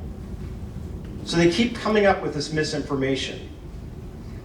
Now, I don't actually know why I'm here to make public comments because I don't know how many commissioners have already decided their vote. I know Commissioner Whitburn has already gone on television and verbalized his no vote. Thank you very much. All I want to do is get water rates that are competitive with the other farms that surround me. 336 feet from my farm is Western Municipal Water District. Now we're not talking about Eastern. Western's ag rate is $15.68. What I'd really like to do is just run 300 feet of pipe over to Western and detach from everybody. But I can't do that. Laws. So as we're bantering around numbers, can we just speak the truth? Can we be honest with everybody about what's really happening in these far-fetched numbers? And to the San Diego County's Water Authority, I've been dealing with them for 11 years trying to get decent rates. Fallbrook came up with the best possible potential rate reduction that I've seen in that amount of time. And if this hadn't taken so long, San Diego County Water Authority couldn't be sitting up here saying we're referencing old numbers. Why did this take 3 years? Thank you.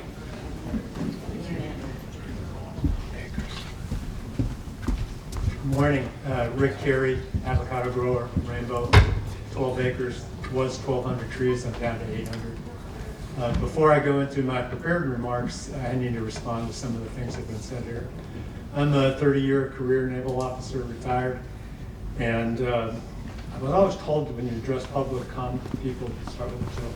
But today I can't.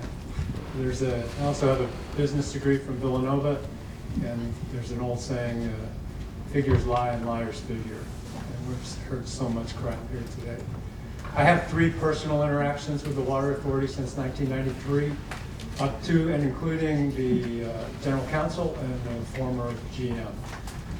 First was I planted, replaced an avocado tree on my grove that happens to be in a Water Authority easement, an acre of my land I can't use. I received a cease and desist order for that. 1 year later, the wastewater filtration plant was expanded. All private roads up there for 3 public entities. Weiss, Gopher Canyon's water storage tank, and a San Diego County Water Authority turnout.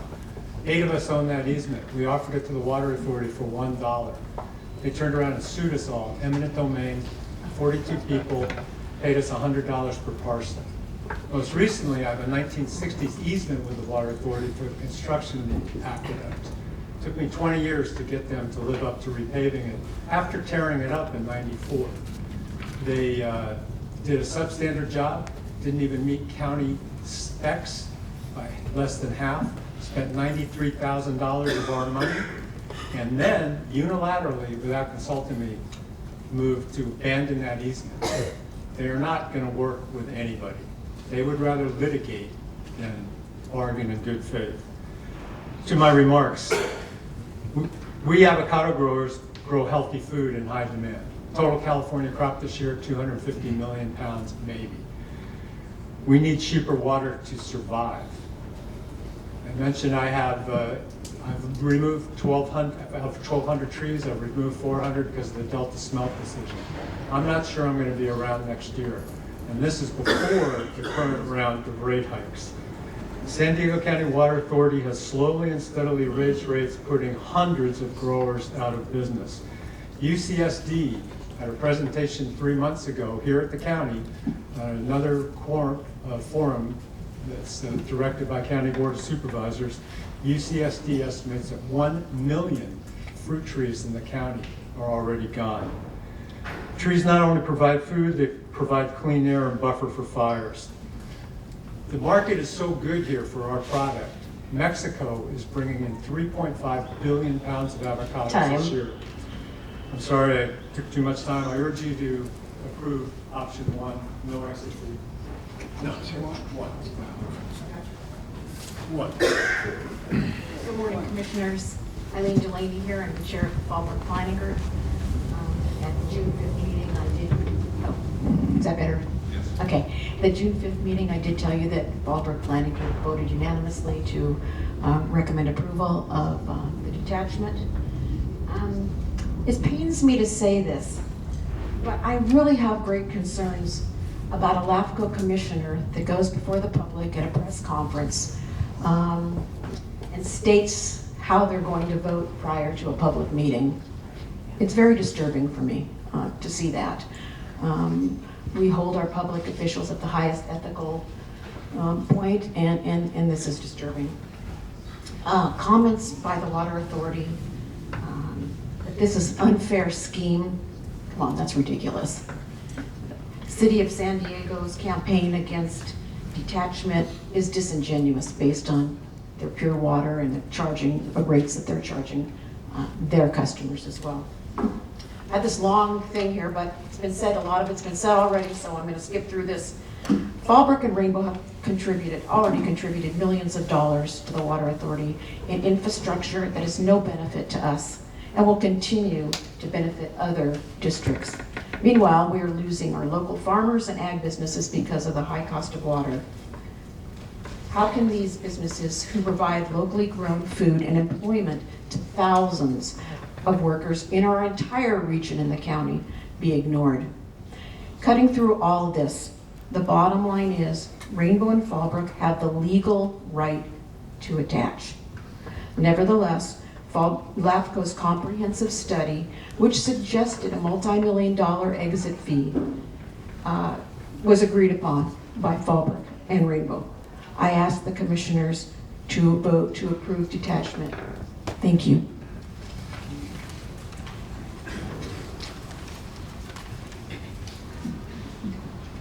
Jennifer Jeffries, Fallbrook, ratepayer since 1988.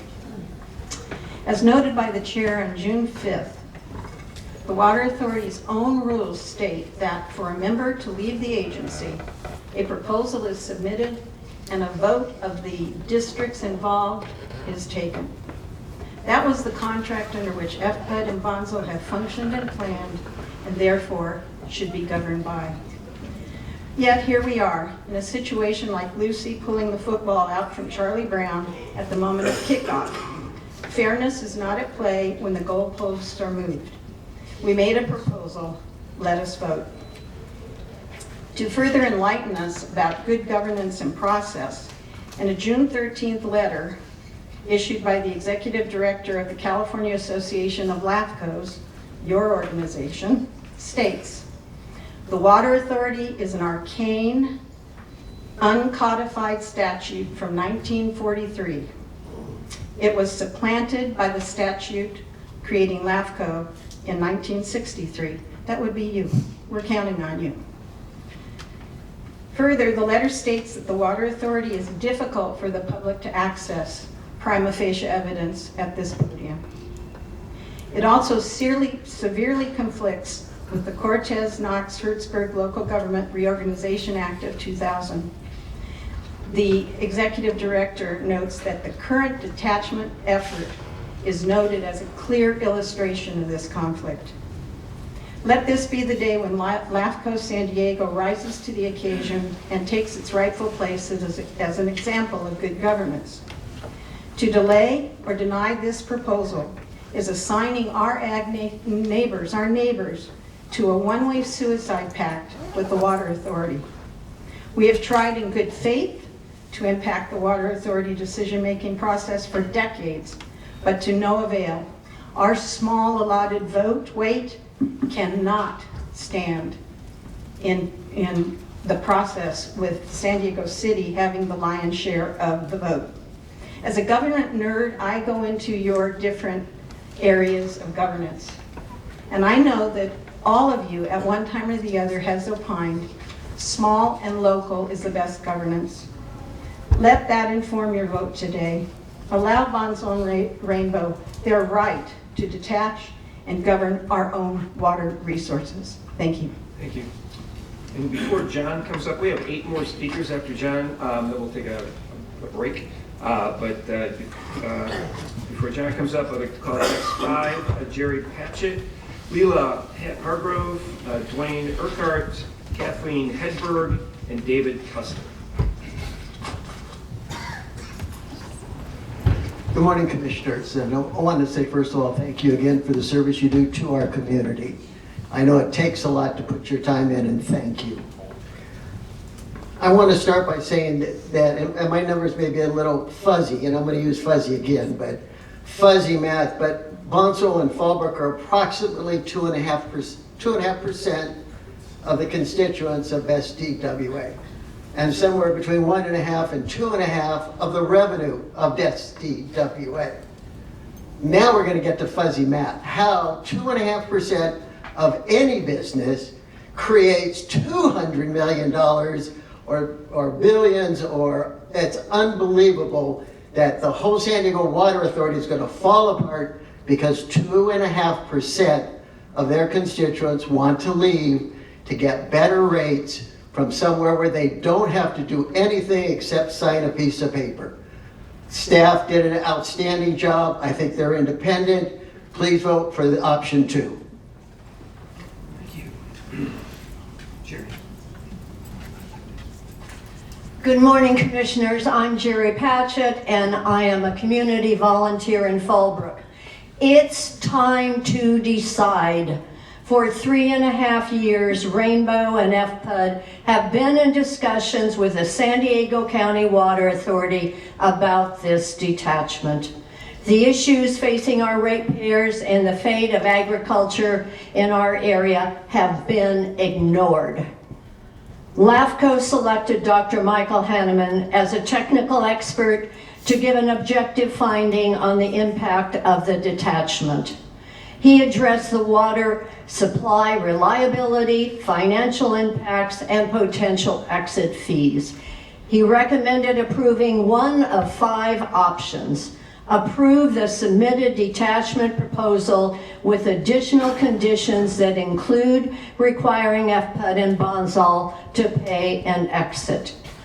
LAFCO staff recommended option 2 with a $24 million exit fee to be paid over 5 years to the San Diego County Water Authority. As noted in the Valley Center and Carlsbad Water District letters to you regarding detachment, an exit fee is viewed as a reasonable element of detachment. Although an exit fee is not required of detachment, FPUD and Bonsall have voluntarily offered it. In the Helix Water District letter, it states, "We do not want Fallbrook, PUD, and Rainbow MWD to leave. The best solution is that the San Diego County Water Authority work with Fallbrook and Rainbow to come to a resolution. We too wish that could be. but we have been in it for 3.5 years with no resolution. As noted in Dr. Hanneman's report, Fallbrook and Bonsall have a reliable source of water and the infrastructure to deliver it. There is no doubt Fallbrook and Rainbow should be allowed to detach and protect our agricultural industry from certain and complete ruin, as well as protecting the interests of individual and business ratepayers. Thank you very much for all your hard work you do. We appreciate it. Well, good timing. I know. Wow, that's such a great lead-in. Good morning, Chair Desmond and Commissioners. My name is Kathleen Coates-Hedberg. I'm Board President for Helix Water District. But I do need to disclose my bias. I am a Fallbrook High School alumni, and my father did work for Rainbow Water District as the general manager back in the 80s. I followed some footsteps there. I am a civil engineer with my master's in public health. I am speaking today to ask the Commission to oppose detachment. As I mentioned in my July 6th letter that was just mentioned, I am not opposed to wanting agencies finding lower cost water. By golly, if you could drill a well and get some cheap water like Lakeside, do it. But, of course, County of San Diego, we do not have that option. So when two agencies say, we're just gonna leave and connect over there, I actually thought it was a good idea. If we could connect over there and stay connected to the San Diego County Water Authority, that's great. But when you leave, you actually raise the rates for the other 24 agencies. It's like we built a big, huge apartment with 24, rooms to rent out, and only 22 are always rented, and then there's 2 empty. You're gonna have to raise those 22 to offset the cost of that whole apartment. So what I'm trying to say is I don't want Fallbrook and Rainbow to leave. Just think of what precedents this would set. Next week, you'll have Lakeside wanting to leave because they can drill a few more wells. Hey, this could go on and on. We do not need to let these people just go as they please. There maybe is something wrong with the MSR, which I think is, Municipal Service Review of the San Diego County Water Authority's 1944 law. Maybe we need to look at that. Or maybe we need to just tell San Diego County Water Authority to work with these agencies, not just these 2, but all of us. Sorry. Okay, I know. Making a scene here. Because we don't want lawsuits. Lawsuits increases hostility, more problems, and increases costs. So again, I ask LAFCO Commission to take option 4 or 3 to disapprove the proposals with prejudice. However, let me stop. Furthermore, I would like to express my concern and disgust and how appalled I was on a recent tweet I saw from the San Diego LAFCO board, or San Diego LAFCO, that said, ooh, that's a mean Ron Burgundy saying, we're talking exit fees, babies. San Diego County Water Authority, bring your calculator. Time.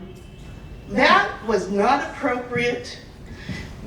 You guys not have already decided yes. Thank you. You can say no. Thank you.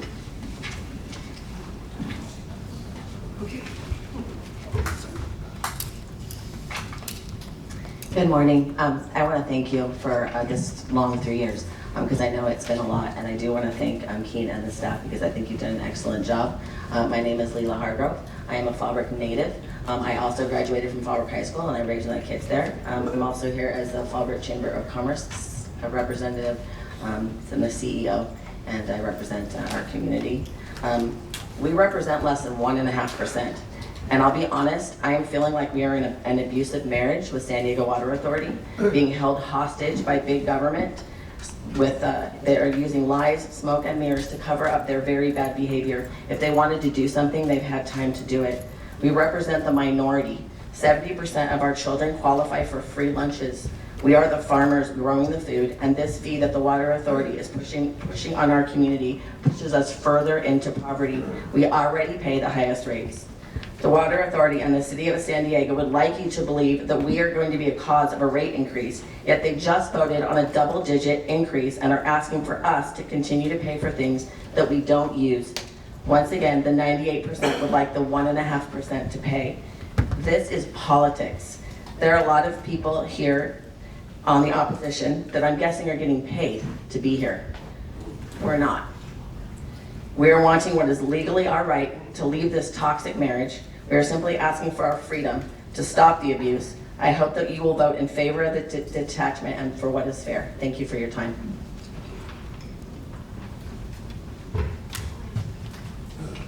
Good morning, Dwayne Urquhart.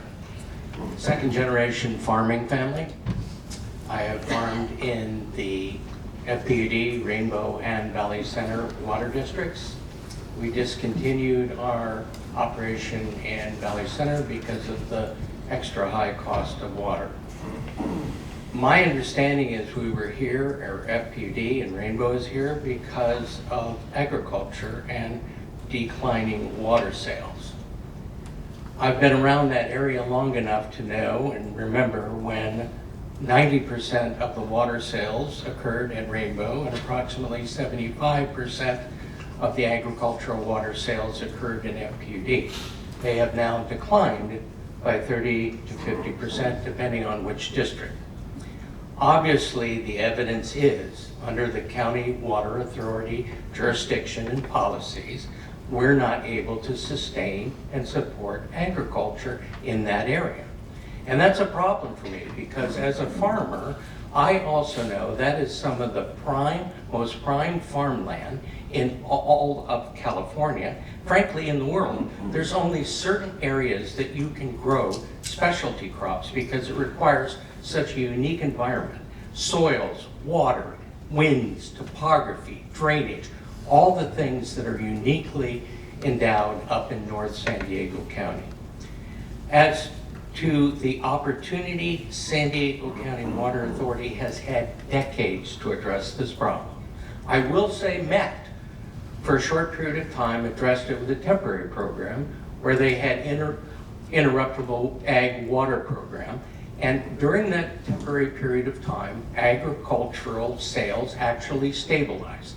So we have evidence that if you address the water cost, you can retain agriculture. What I don't understand is the exit fee. The exit fee has to be passed along in increased water costs. If the de-annexation occurs, Water Authority loses that small percentage of sales. Eastern then absorbs and passes through to the water districts the higher annexation fee cost. Agriculture reacts to that and declines to keep productive land in place. That to me makes absolutely no sense whatsoever. If you want to preserve agriculture, it has to operate on a cost of water that is able to be sustainable. My last comment in closing. I know we all go to the grocery stores and we tend to take food on our shelves and so forth for granted. But I honestly believe that the pandemic should have awakened us to supply chain and globalization. Time. We need to have and maintain agriculture. It's a strategic resource in the U.S. Thank you. And before David comes up, final three speakers, Suzanne Walton, Leticia Maldonado Stamos, and Connie Fish. Good morning, Commissioners. It's Dave Custer. I'm a Fulbright farmer, and I also have 34 years of experience in the power industry, trading power throughout the western United States. During last month's meeting, I witnessed a remarkable example of customer protection fairness. One of the commissioners read an agreement, not once but twice, between the San Diego Gas and Electric and the San Diego County Community Power Authority. They highlighting a provision that guaranteed customers remaining with San Diego Gas and Electric that their costs will not increase due to the other members leaving. This provision is a testament to the power of choice and competition principles that have proven time and time again to improve efficiency and lower costs.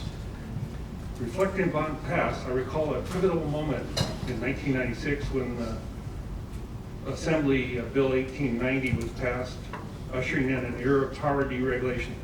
This move, inspired by the successful deregulation of the phone service, liberated us from the clutches of a single monopoly. I remember vividly when AT&T monopolized the phone industry and our phones were tethered to the kitchen wall. But the breakup of AT&T brought about cheaper phones, better services now, and much lower cost and availability. The power industry went through a similar unbundling of their services and prompting San Diego Gas and Electric to divest itself of all the generation and establish charges for separate services such as transmission, distribution capacity, and more. The comprehensive restructuring ensured that San Diego Gas and Electric customers could obtain their power from other providers without adversely affecting the company operations. San Diego Gas and Electric doesn't own any generation. All their money is made from other sources. And that's the advantage of deregulation.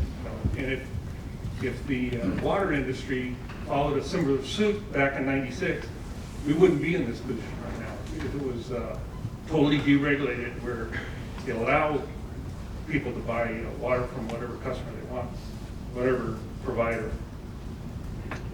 So why don't they do that? Why? Some people have likened this struggle between us as a divorce, a messy divorce. But allow me to present an alternative analogy. I look at it as a child abuse case. The Water Authority, through its exorbitant spending, has shown a clear bias towards its favored children while burdening the rest of us as the bastard stepchildren with disproportionate costs. This is a blatant injustice that we cannot tolerate. Time. Well, that was fast. 3 minutes. I'm for option one. Next. Good morning, everyone. My name is Suzanne Walton, and I'm here before you again today. I am a Rainbow resident and an ex-avocado farmer. I'm making an attempt at organic lemons, but it's just not really working out too good. My daughter just graduated from Fallbrook High School last month. Go Warriors. Unfortunately, some of her fellow classmates did not, because their attendance records weren't up to par. Their families lost their agricultural jobs, and sometimes they have to go work at missed school and work at Burger King or McDonald's to help support their families. This is a reality. This is already happening right now. We are losing our farms. There are more farms on the verge of going under right now. We don't have time. This should have already happened 3 years ago. And, I would never in a million years wish ill will on my fellow farmers in other districts, and pitting us against each other is just so wrong. It sucks to have to turn off your water and cut down all your trees. Sorry, I'm getting a little emotional. We're all going out of business, and you are going to have to bear the brunt of more costs anyway, because we're not going to be buying that water anymore. We're going under. That's the truth. We have a lot of senior citizens in our community who are paying a lot more than $2 more a month right now for their water. It's rough. And people should be paying attention, you smaller districts, because when your time comes, this is how you're going to be treated. You're going to be vilified. You're going to be made out the bad guy. They're going to slap a big red nose sticker on your community's name. That's all I have to say. I vote for option one.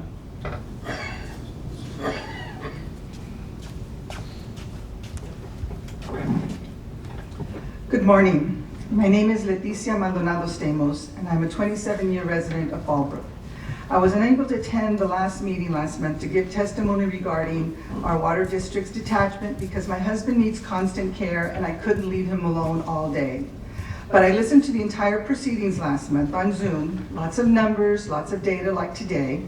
And after that meeting, I was concerned that people outside of Fallbrook might think that only avocado growers and other farmers are adversely affected by high water rates. Well, I am one of nearly 9,000 households that are served by Fallbrook and Rainbow water districts. We have nearly 60,000 people, men, women, and children, seniors and military families who live in Greater Fallbrook, and the vast majority are working families. And nearly half of those working families are Latinos, who apparently some organized labor groups, politicians, city leaders, and other people of influence feel these people are not worthy of consideration. Many of these hardworking people work in agriculture, and they are considered essential workers, and yet they were the last to be provided vaccinations when the pandemic hit. They were the first ones to be thrown under the bus by special interests all over the county when redistricting was taking place, and now are considered unimportant when compared to other folks in the county. Some have commented here that they are against the detachment because ratepayers remaining in the authority, working families, will have to pay $2 per month more for water. That's less than a cup of coffee at Denny's. I asked those people, how do you justify making all of the working families in Fallbrook pay more than 10 times that amount in an increase if we don't detach? 70% of our school children come from low-income families. The cost of the increase for Fallbrook is a price of an entire meal for a family of 5. That should be a concern for every person involved in these proceedings and making this decision. We are working families too, and we matter. We are within our rights to seek a free and clear detachment and decide what's best for our working families. And if you believe in democracy and representative government, you should all be supporting our wish to detach for our families and protecting their hard-earned money. Saying it's okay for low-income Fallbrook and Rainbow families to pay an increase that is 10 times greater than other ratepayers in other parts of the county is unfair, selfish, and frankly unjust. We may not have members of the Stagecraft Union living in Fallbrook or people who will be voting for incumbents in the next election, but that doesn't mean that our working families are undeserving of every consideration for fair treatment. We should be allowed to make changes that will save our families over 30% in our water bills. Every one of you would do that for your families, for your business, and in your governing decisions. We should be able to do that in Fallbrook as well. Thank you.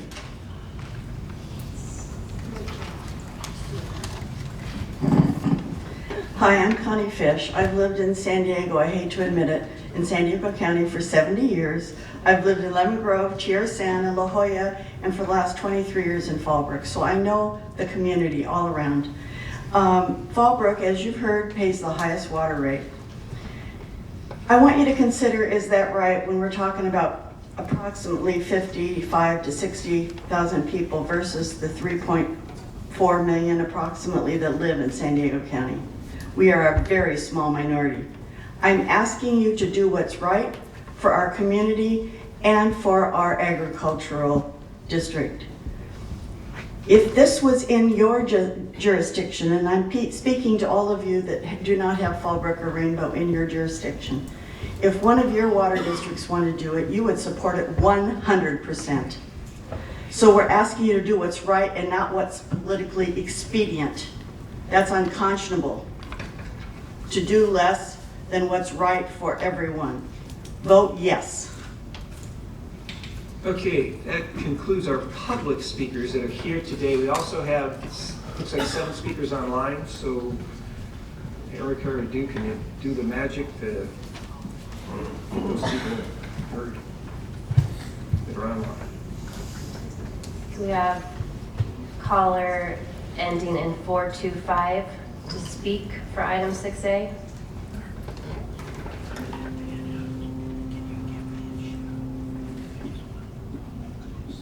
Looks like they're muted. Hi, can you guys hear me? Yes. Hi, good morning. Thank you for the opportunity to speak with you. My name is Bill Cunning. I'm a resident of Fallbrook, and I support the request of Fallbrook and Rainbow utility districts to directly procure their water from the closest and most economical source, the place where we get our water already. It's an indisputable fact that in Fallbrook we currently pay the highest rates by far in the county, more than 40% more than the city of San Diego, and more than 90% more than the gentleman from Lakeside who spoke earlier pays, according to the San Diego Union Tribune report. I live in an agricultural area just north of the Santa Margarita River. I'm not a grower myself. We're part of the Santa Margarita watershed and adjacent to the Santa Margarita Ecological Reserve run by Cal State San Diego. 3 properties that are adjacent to mine grow avocados, and all 3 of them are in financial distress. A 4th grove to the south of me already stopped watering their 50-acre avocado grove and allowed the trees to die due to high and rising water costs. They've since sold their property to a guy who has built a motocross track and now drives motorcycles throughout the abandoned and fallow property. The property's been completely consumed with invasive short-pod mustard, tree tobacco known as Nicotiana glauca, and invasive Mediterranean grasses, all of which are considered invasive species of concern by the California Invasive Plant Council. The invasive plants combined with the abandoned avocado grove with its fallen trees has created a substantial fire hazard to the entire area with a huge bank of fuel. The property is basically a wasteland. This slow descent to a wasteland is happening throughout the agricultural areas of our area, in Fallbrook and Rainbow, in San Diego County, and is primarily due to high and rising water costs. Arturo, the grove manager whose pickers in the field next to my property right now, is worried about losing his job and having to fire all of his workers next year due to the grower going under. Part of the response from growers has been to pivot to less water-intensive crops, including wine grapes, but growers are unable to compete with Riverside County growers in Temecula and other ag areas that have much less expensive water. This rural area of the county is very unique. It's agricultural-based employment, particularly amongst disadvantaged communities. It's part of San Diego County's economic engine and it's part of its ag backbone. The San Diego County agriculture produces billions in dollars of products each year. The disproportionate high water costs paid by our districts impact every resident of our county, with higher food costs for locally sourced fresh food. Those costs are more than offset by any small increases of water rates to others. Thank you for your time.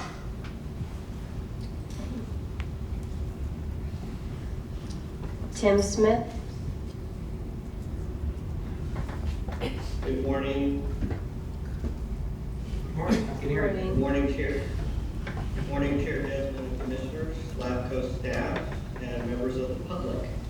My name is Tim Smith. I'm an elected board member of Otay Water District and an appointed board member on both the San Diego County Water Authority and Metropolitan Water District of Southern California Board of Directors. I am chair of MWD's Finance, Audit, Insurance, and Real Property Committee, or we call it the FAIR Committee. I chaired the June 13th FAIR Committee that is referenced in Mr. Wilson's July 27th memo, which is in your attachment to the agenda item 6A for you today, and Mr. Wilson is presenting to you today. I sent your board and staff a letter last week dated July 6th explaining why Mr. Wilson's points of reasoning, final points, and recommendations as stated in his memo to LAFCO are in error and based on a fundamental misunderstanding of the MWD committee and board processes. Comments by individual board members are no more MWD board policy than individual comments that may be made by one of you today, as these comments do not constitute LAFCO policy until a vote is taken on a particular matter. Indeed, I am not aware of any government body that would rely on comments by individual board members rather than the parliamentary processes that govern their official actions. In the case of our June 13th FAIR Committee, the annexation discussion wasn't on the agenda for any action and none was taken. The memo also misstates the presentation the board received from staff, which I won't repeat here, but invite you to review in detail from the transcript that was provided as part of the staff memo. Mr. Wilson doesn't cite any support for his statement to you that the reorganization territory between two MWD member agencies has historically not required approval by the MWD Board of Directors. In fact, the historical record is to the contrary, with not a single reorganization occurring under the circumstances now presented to you involving one member agency that's opposed and one that is neutral to the action LAFCO staff is recommending. I provided you in my July 6th letter references to a number of cases involving willing exchanges of territory among MWD member agencies, and would note even then the reorganizations were submitted to the Met Board for approval. The question whether LAFCO has legal authority to force changes to boundaries within Met service area remains to be determined, either at the Met Board or perhaps ultimately by a Tim, time. should LAFCO attempt to force boundary changes that conflict with MWD board policy and have not been approved by its board of directors. Thank In you. any case, Thank you. Your time's up. Thank you. Time is up. Okay, thanks. And it's reported as He's good. I provided. Next speaker, Gary Hurst. Thank you. I hope you can hear me. My name is Gary Hurst. Yes, we can. I am a director of Vermont Municipal Water District and San Diego County Water Authority, but I'm not representing either agency today. The stated purpose of the detachment proposals is to achieve cost savings to the applicants. This commission is charged with finding whether this purpose may be achieved in a manner that is fair to all affected residents of the authority service area, including agricultural communities and economically disadvantaged communities in the remaining agencies. To be fair to all, the terms of detachment must make all residents whole by reasonably fulfilling an obligation to pay for water supply and storage capacity infrastructure scale to benefit all agencies, including Fallbrook and Rainbow supply reliability. Shifting these obligations to the agencies remaining in the authority service area will result in higher rates, fees, and charges for ratepayers in those agencies without providing a significantly higher level of service.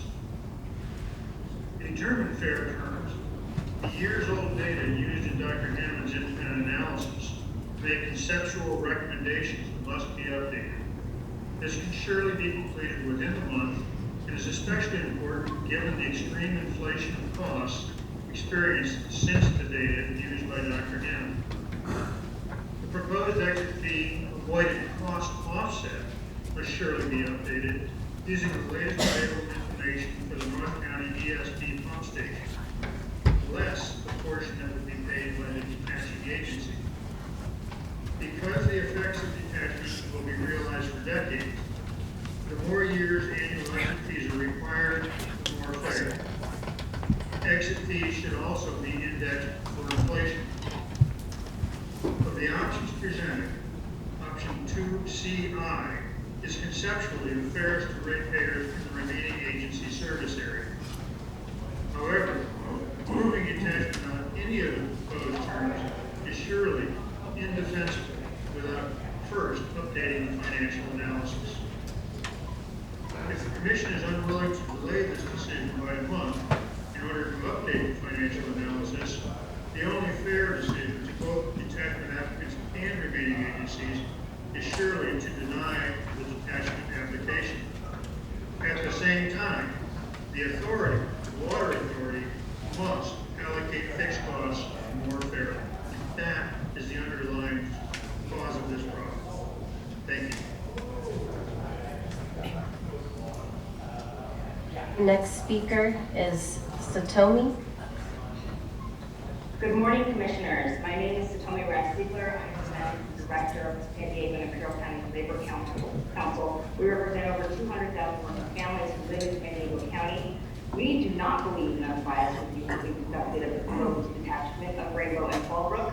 A recent example, when Chair Desmond Fishbone and 3 votes from the previous 5 votes required by the Commissioners to pass an action, this was done under the auspices of purposely aligning the County of San Diego and its provisions to all the Board of Supervisors to take action consistent with the majority of the quorum present. And the amendment would change the threshold to a majority of the quorum present per LAFCO analysis. The county charter functions rules for and the San Diego Board of Supervisors rules and procedures do not align with the LAFCO analysis approved by an executive officer, as the county rules say it must be a majority of the members of the board, not members present, to pass an action. 4 is not the majority of 8, but we are thankful Commissioner Whitford's efforts to try to right this wrong.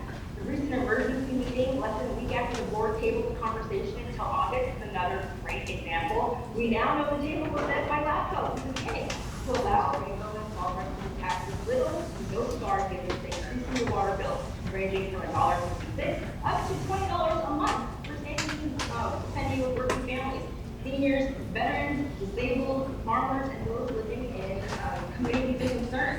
Today's vote disenfranchises more than 3 million San Diegans. Thank you.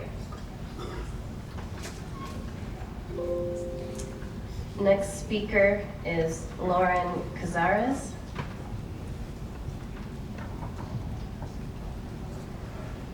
Good morning, Chair Desmond and honorable members of LAFCO. My name is Lauren Cazares, and I'm calling on behalf of the San Diego Regional Chamber of Commerce and our over 2,500 member businesses and 300,000 workers. Our mission is to make San Diego the best region to live and work. We all understand that San Diego County's economy runs on water. This is why the Chamber has deep concerns with the proposed detachment of Fallbrook Public Utilities District and Rainbow Municipal Water District. The Chamber's Sustainability and Industry Committee voted overwhelmingly to reject this detachment last week because the proposed detachment from the Water Authority to join a Riverside-based entity poses grave concern for San Diego County's economy. Local businesses, large and small, would face significant and sustained water rate increases, which would make it more difficult to do business in our region. Every business in our region and every family in our region depend on a safe and reliable supply of water. The San Diego County Water Authority has always ensured that water is accessible when we need it. We should not allow 2 water agencies to burden every ratepayer in the other 22 county water authority member agencies. If this detachment is approved, Fallbrook and Rainbow must be held accountable, ensuring they fully cover their costs to prevent this unjust burden shift onto the rest of the region's ratepayers. Protecting local businesses and avoiding an unnecessary water rate hike is crucial for sustaining San Diego's economic well-being. Thank you. Next speaker, Mark Haddam. Thank you. Yes, I'm Mark Haddam, Special Counsel for the Water Authority. We sent you a recent letter noting certain legal issues that bar your accepting staff's recommendations today. I touch on only one here due to shortness of time, non-compliance with SEQA. Your June 5 agenda report admits there is an environmental impact from these projects due to significantly increased reliance on the state water project.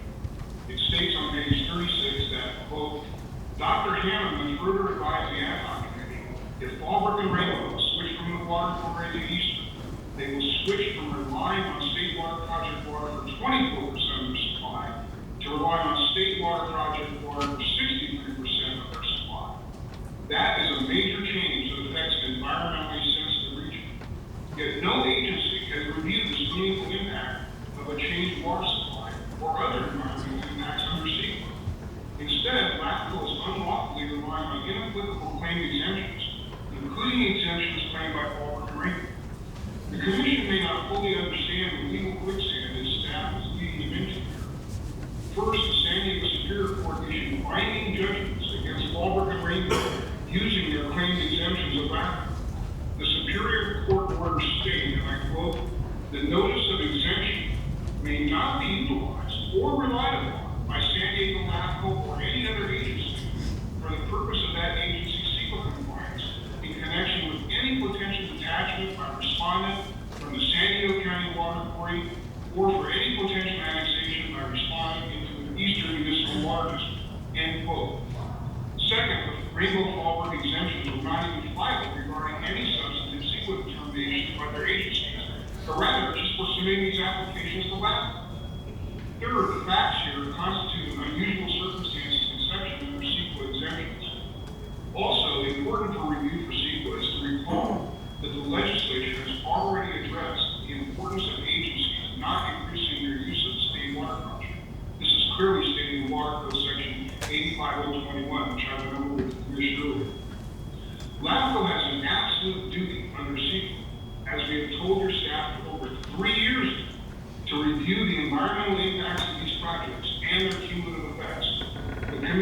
cannot ignore that need just because the applicants in LAFCO wish to avoid the cost of proper sequence. The commission should not take action today without seeking compliance. Thank you. Next speaker, Adrian Granda.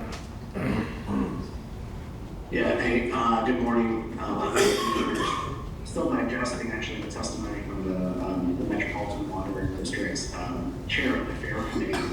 I almost sympathize with Mr. Wilson and Mr. Lee for having to rush, their analysis and get things so quickly before the board. And it does seem like this board, it probably needs a lot more time and analysis and to give your own consultants more time to provide analysis to truly provide accurate information here. So my name is Adrian Grant. I'm the Director of Government Affairs for the City of San Diego under Mayor Todd Gloria. I'm speaking in opposition to the proposed attachment and urge you to adopt option 5, or at very minimum delay action today. So Water Authority shared, this is 2-year-old data. Costs have gone up in 2 years, and LAFCO failed to provide adequate costs for a maple exit fee.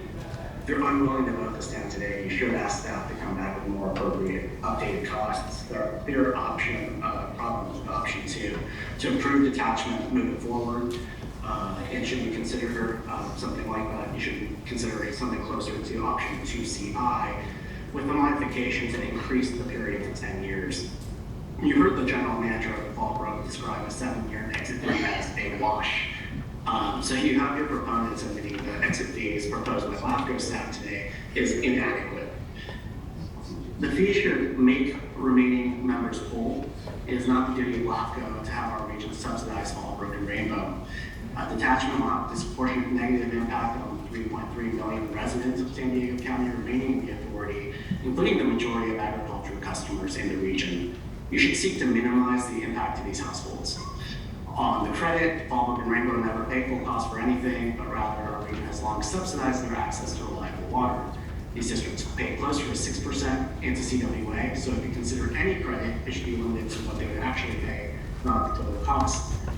And then secondly, detachment should put cost remaining residents of the county in areas including San Marcos, Escondido, Uima, Alpine, and the City of San Diego up to $200 million over 10 years. The exit fee period should be as long as you can make it to protect remaining members, including struggling remaining agriculture members that will have to pick up the tab for these 2 districts. For these reasons, as you're analyzing this issue, you should direct the executive officer to consider a 10-year period for option 2CI, and overall this is just bad policy and precedent that hurts agriculture and working families in our region.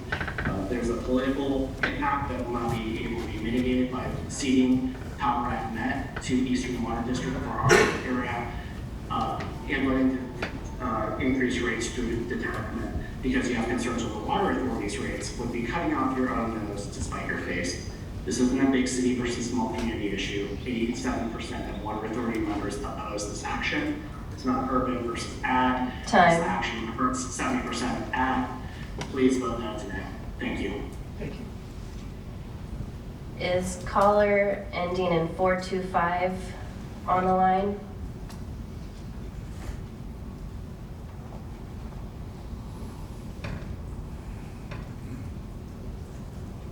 Not here. Okay.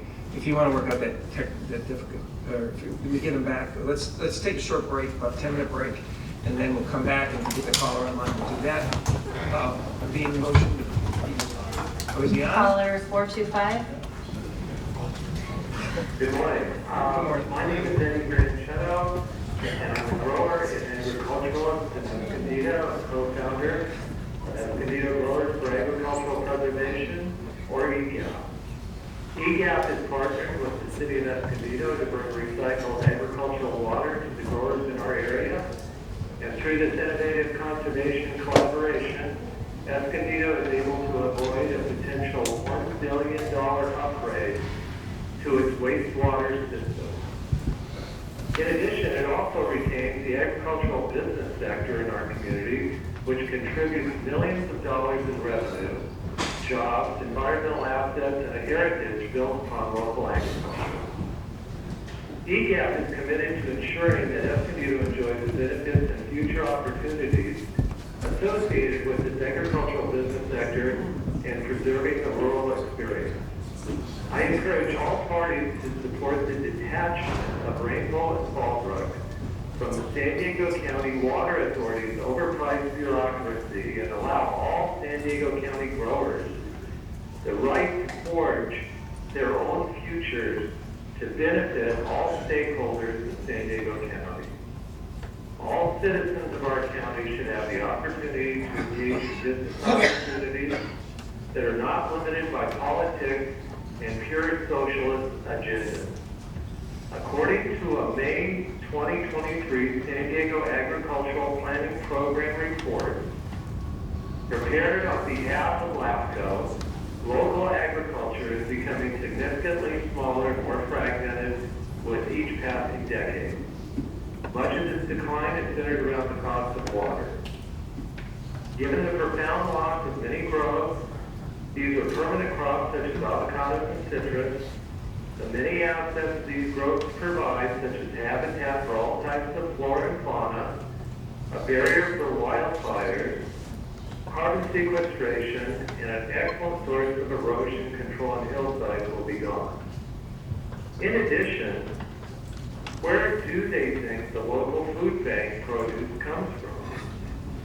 This is the dilemma the Water Authority has created. Raise the price of irrigation water beyond the ability for the customers to be sustainable, and you lose the customer. When the agricultural customer works to reduce his water consumption by being more efficient with his irrigation, the Water Authority punishes the grower because the authority is not selling enough water. The result of this merry-go-round is the customers must cover the inefficiencies of the Water Authority forever. Regional water equity should not be limited to the local Indian tribes or only the minority of disenfranchised underprivileged that are usually highlighted by the politicians. Thank you. Growers that have put their Thanks, entire Eddie. lives in safety to their agricultural Eddie, time is up. Thank you. Okay. All right, let's take a 10-minute break. Back at 11 or 10:55.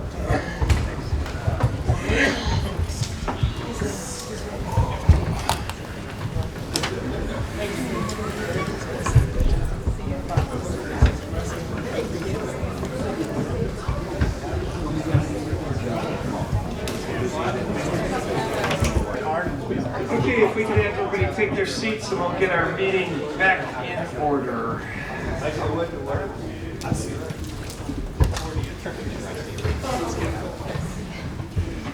Okay. Well, I have been informed we have one more caller on the line, and we also have an email comment to get into the record. So we're going to go ahead and take that caller. Erica, if you want to do that, and then we'll do the email comment. Is caller 256 on the line? Hello, can you hear me? Yes, we got you. Okay. This is Jim Nickel.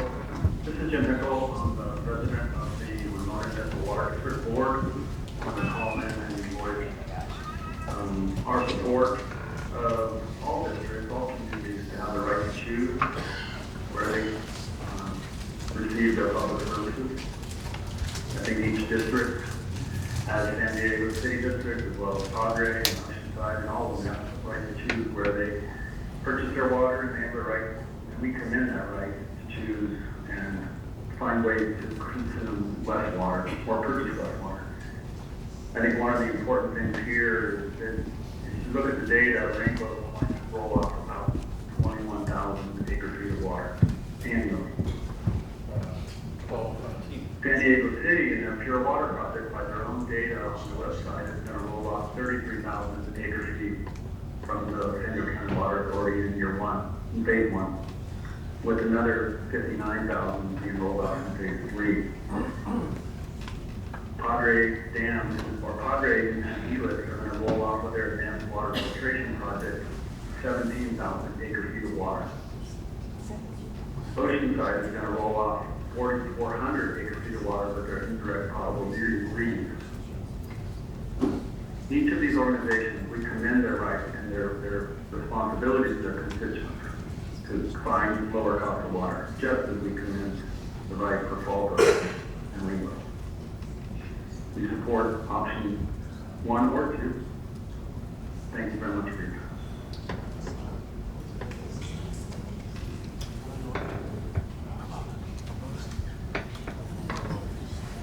Do you have an email? Yes, so the email is from Gregory Lehman, and it says, for many years, our growers, businesses, and residents have felt our water prices in Fallbrook have been extremely high, unfairly high.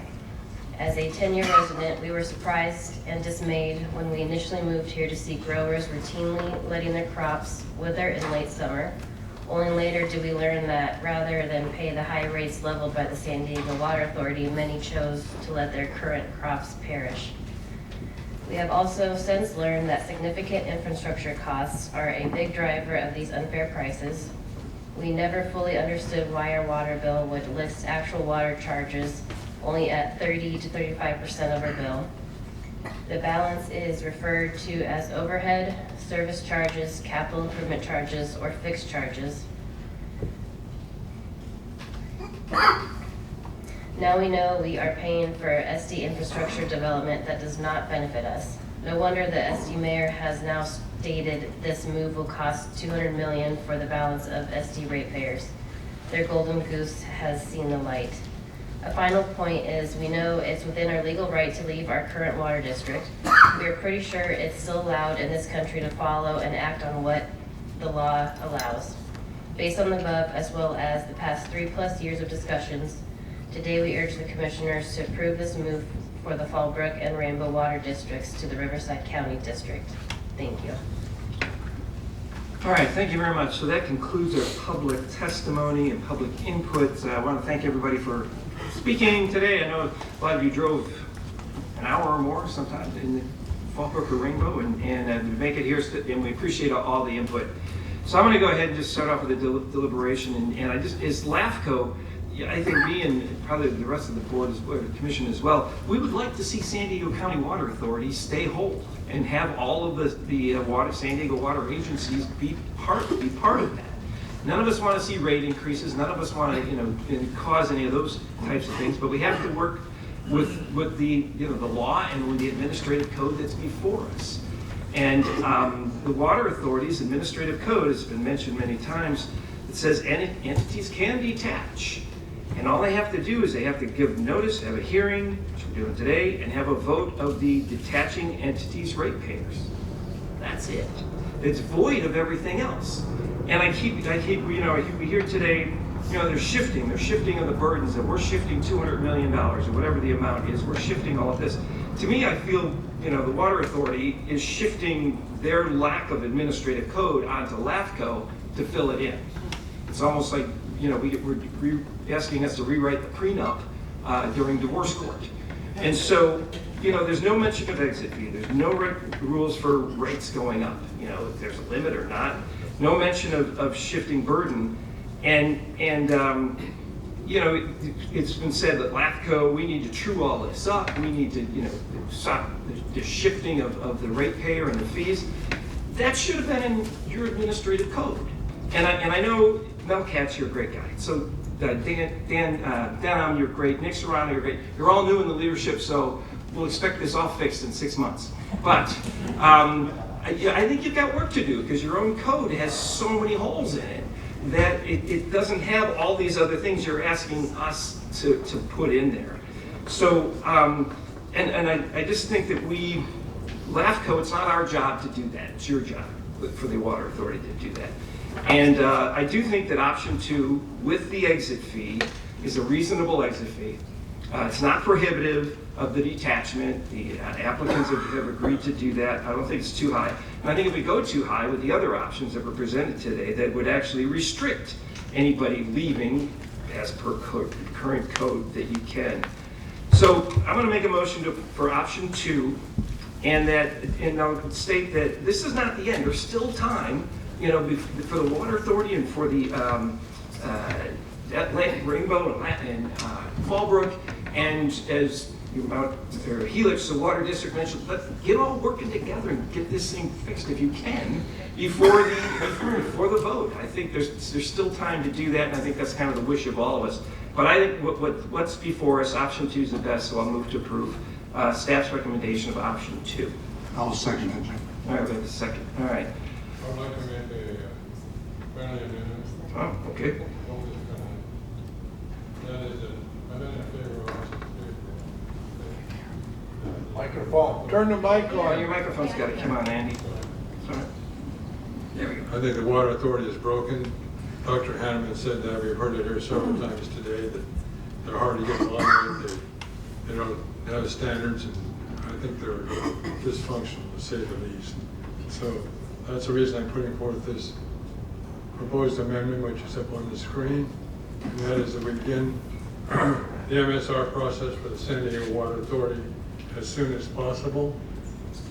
We identify a completion date of the MSR, and with that end date as soon as possible, also that our staff provide us with quarterly reports that come to the commission so we can look at the progress, because it appears that the Water Authority is kind of hard to get along with, that they give us the quarterly reports with any difficulties that they may have run across along the way. So that would be my amendment. I have more to say if necessary.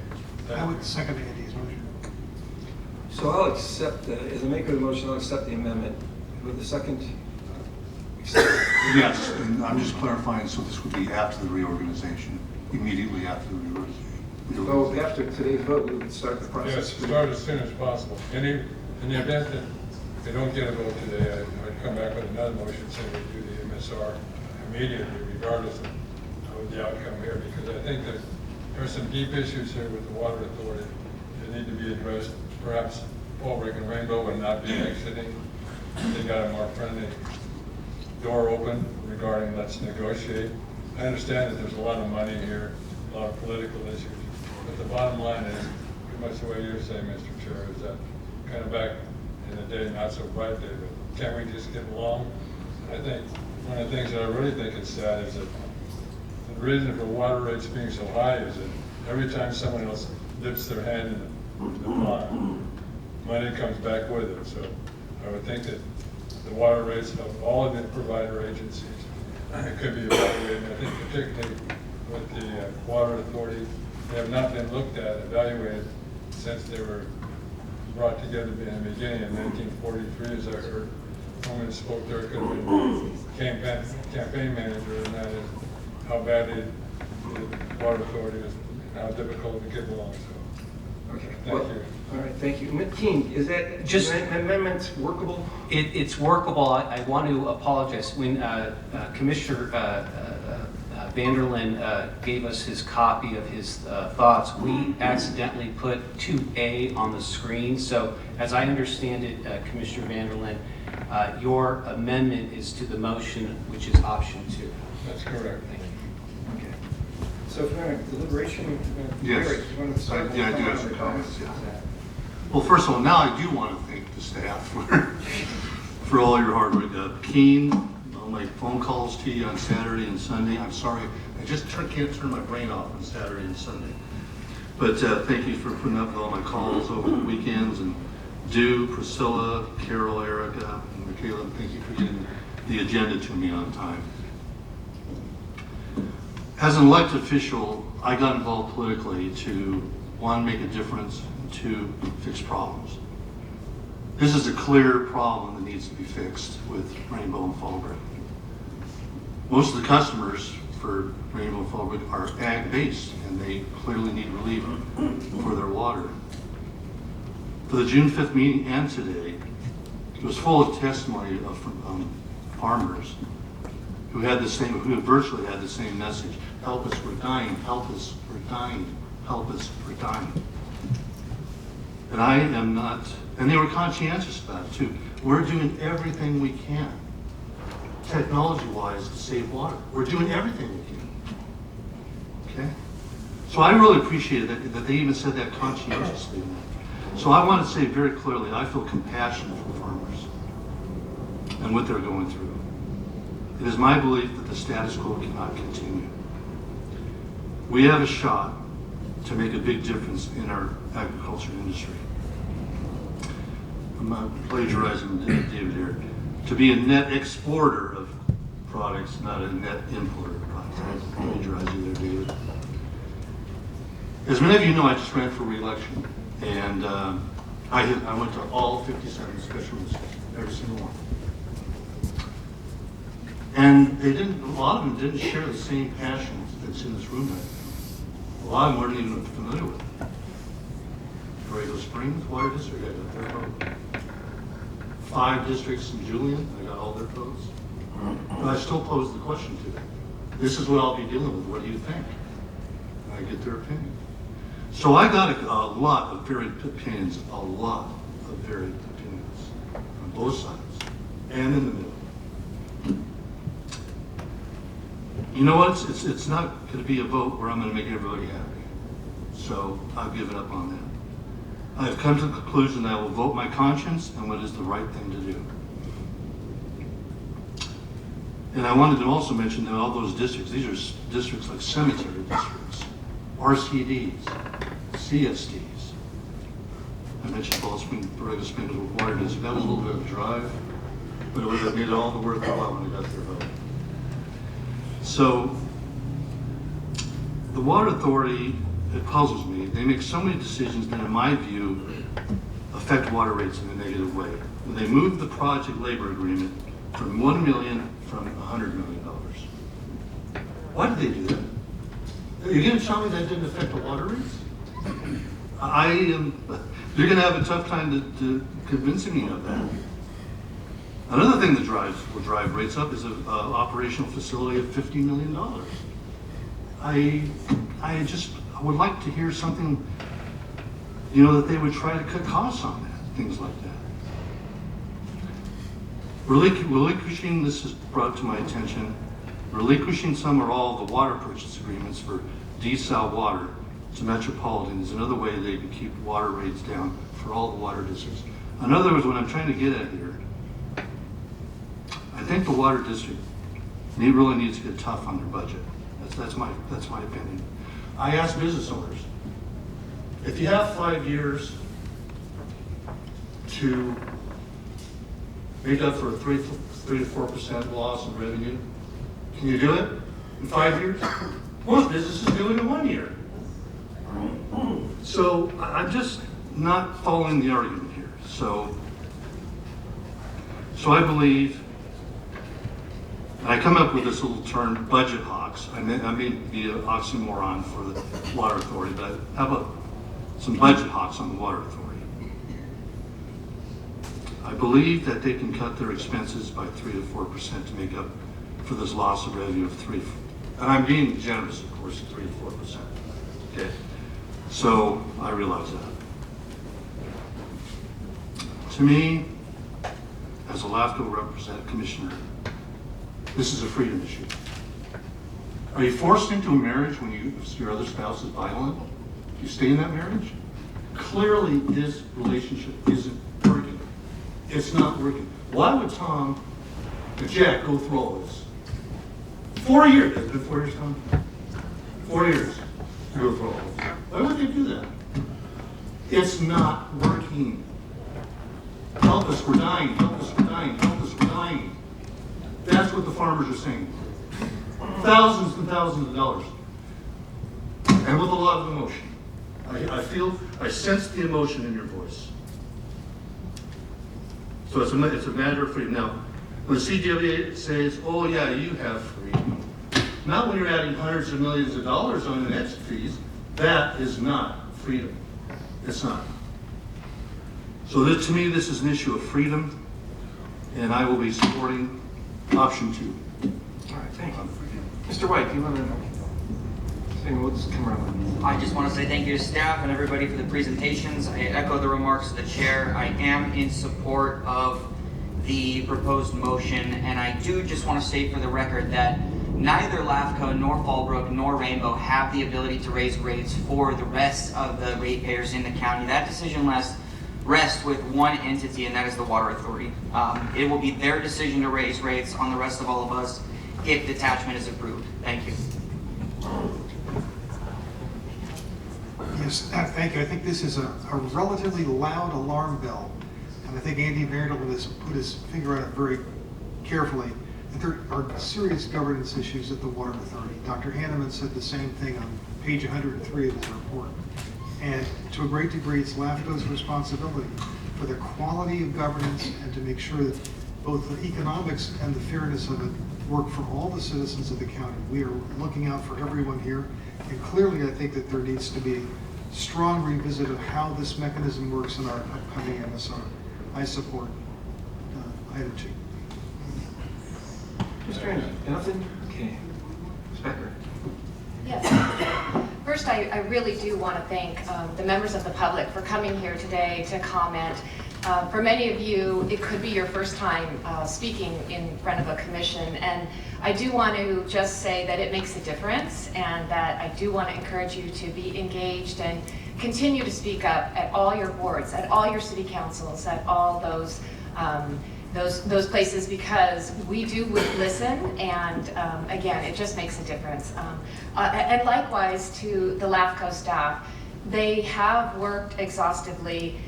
I see it as a fair and balanced analysis, and all those comments to the contrary are really unwarranted.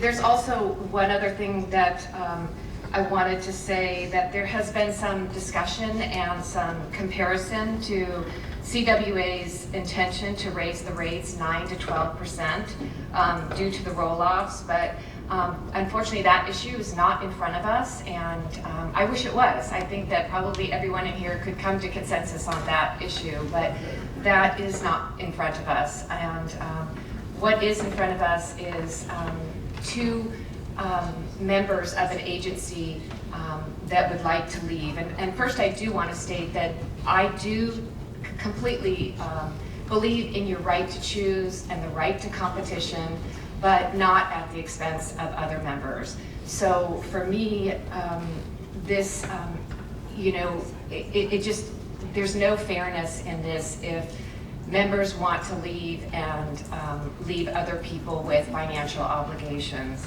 So last meeting I was in support of the municipal service review, and I do agree that that needs to be done, and I do agree with my colleagues that there are some issues at the County Water Authority that really need to be examined and changed, and we have got to help the agricultural businesses. We've got to help low-income residents. We've got to have programs for them, and I believe that there are changes that can be made, but for me, again, I cannot vote for, I'm going to be a no for detachment because of the concerns of the negative impacts for the rest of the county authority members. Mr. Whitburn? Vice Chair Whitburn. Thank you very much, Chair. And I want to thank the representatives of the agencies and the members of the public for presenting their various perspectives on this. Let me first address a couple of the public speakers who noted that I publicly stated my position on this last week. Most of you will recall that this commission met on this issue at a public meeting last month. For those who may not have been here, I expressed my position on this matter publicly on June 5th right here. My comments on this matter last week were entirely consistent with my comments last month, and they were entirely appropriate. I'd like to ask a couple of questions of LAFCO staff. It was stated that the numbers that staff is using to calculate the exit fee are a couple of years old. Is that accurate? Yes, Christine. Thank you, Commissioner. So what we attempted to do with our numbers is to have an apples-to-apples comparison. If you look at the time window which the original staff report from June was conducted, whether it was the MSR, the addendum to the MSR, it all used a time frame between 2017 and 2021. So in keeping with that, we wanted to make sure the numbers were consistent and that everyone was looking at the data with that same time window. So we maintained everything we did for the original report that was done in June, using the same numbers based on 2021 figures with Dr. Hanneman's analysis, and did so today. This presentation was retaining that same time period and those same numbers. What would be the downside to updating the numbers to reflect current conditions? We would have to redo essentially everything. All the backup reports that were done using the time period for the addendums to the MSR, I would imagine updating the MSR for the Fallbrook region as well too, as well as Dr. Hammond's analysis, and all these analysis, it would just take more time to redo everything. And it's your position that it is not worth spending time to make a decision based on the most accurate numbers? I would leave that decision to the commission to make that. I will say that, as has been stated many times, this is a process that's been undergoing LAFCO for 3.5 years now. And so I don't know if there's ever going to be a decision point where all the numbers are going to be truly up to date, timestamps as of today to make a determination. It was stated that the staff is using a 2022 demand forecast to calculate the exit fee, when in fact the 2022 actuals are now available. Is that also accurate? For a demand forecast, our analysis utilizes information that was drawn after from Dr. Hanneman's analysis to drive up the exit fee numbers. I don't know any demand forecast numbers that were used outside of what Dr. Hanneman produced. Thank you, Mr. Cage. I appreciate your answers. I am of the view that this is a very important decision. I think that the testimony that we've heard on both sides of this issue speaks to that. And in fact, the emotion that we've heard on both sides of this issue speak to that. And I think it would be worth making a decision based on the most recent, accurate, and up-to-date numbers that are available to us. And I think that moving forward without those numbers does a disservice to everybody involved. Much has been made of the relationship between detachment and agriculture. The supporters of detachment state that lower water costs would benefit agriculture. The supporters also state that higher water costs threaten the survival of their businesses. But let's be specific about what this action would do. Detachment would benefit agriculture in Fallbrook and Rainbow. Detachment would harm agriculture elsewhere in San Diego County. Detachment may threaten the survival of their businesses. We heard from Mr. Hilliker, the egg farmer, who spoke to the harm that detachment would do. We received a letter from the Valley Center Municipal Water District that references, quote, the negative impact the detachment would have on our commercial agriculture customers. So detachment would benefit farmers in Fallbrook and Rainbow, and it would drive out farmers in Lakeside and Valley Center and other areas. That negative impact on other agricultural areas in San Diego County is something that we need to factor in, and we have not adequately done so. If the rate impacts from detachment are shifted from Fallbrook to Rainbow to the other 70% of agricultural producers, then there is a real likelihood that some of those producers will exit agriculture and repurpose those agricultural lands. An action that results in the repurposing of agricultural lands constitutes a physical impact to the environment, and that requires a CEQA review. Both the proponents and the opponents of this proposal acknowledge the impact that this matter will have on land use in San Diego County. So let's study and understand those potential impacts before acting on this so that we can make an informed decision taking into account the environmental impacts. The bottom line is this. This will benefit Fallbrook and Rainbow, and it will hurt everyone else in San Diego County who will have to pay more for water. I am standing up for the thousands of San Diegans who are already burdened by high water bills, and I am voting no on this proposal. People across San Diego County pay a lot for water. Everyone would like a smaller water bill. I will not vote to raise rates for my constituents so that other communities can lower rates for theirs. So I'll be voting no on this. Thank you. Okay, thank you. Andy, do you have something else? Yes. First of all, thank you for the support on the municipal service review. It is not an end all, it's just a beginning as far as I'm concerned. We have a very badly flawed system, excuse me, with the water authority. That's not going to change regardless of what happens with Fallbrook and Rainbow. If we leave something broken as we go away, then no one's going to gain from that. So I think we're going to find that adjustments could be made within the structure of the water authority that would make most of this tolerant stuff we've been hearing move. We can stumble over numbers from now on until infinity. So once again, I think the municipal service review is the key to opening the doors to not just the issues with the water authority, but also all the way up and down the line in terms of who sees, who gets, how much they play, what controls the rates. So once again, I would move for us to go ahead, take an action. This is going to be litigated anyway. We've already heard from the water authority that they're standing ready and probably already have the papers already drawn to sue LAFCO for whatever action we take. It isn't in their favor. They're one of the big dogs. They're used to getting their way. God bless Fallbrook and Rainbow for in the chutzpah to say, we're going to break the chain. You know what? We're going to go against the tide here. Against those people who jack the rates up. Excuse me.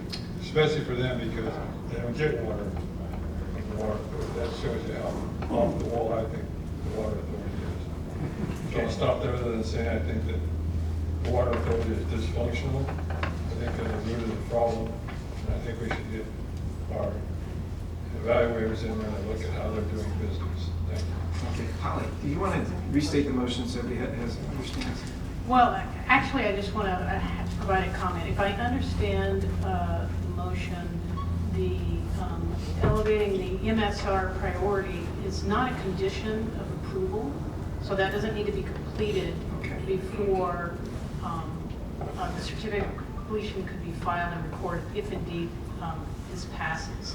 For that reason, I actually think it's more straightforward to separate the two issues, and rather than having the MSR timing issue be included in this approval, that to implement that is for the commission just to give direction for staff to come back at future meeting with a separate agenda item to elevate the timing and have the quarterly report. Could we not do that MSR vote as a second vote today?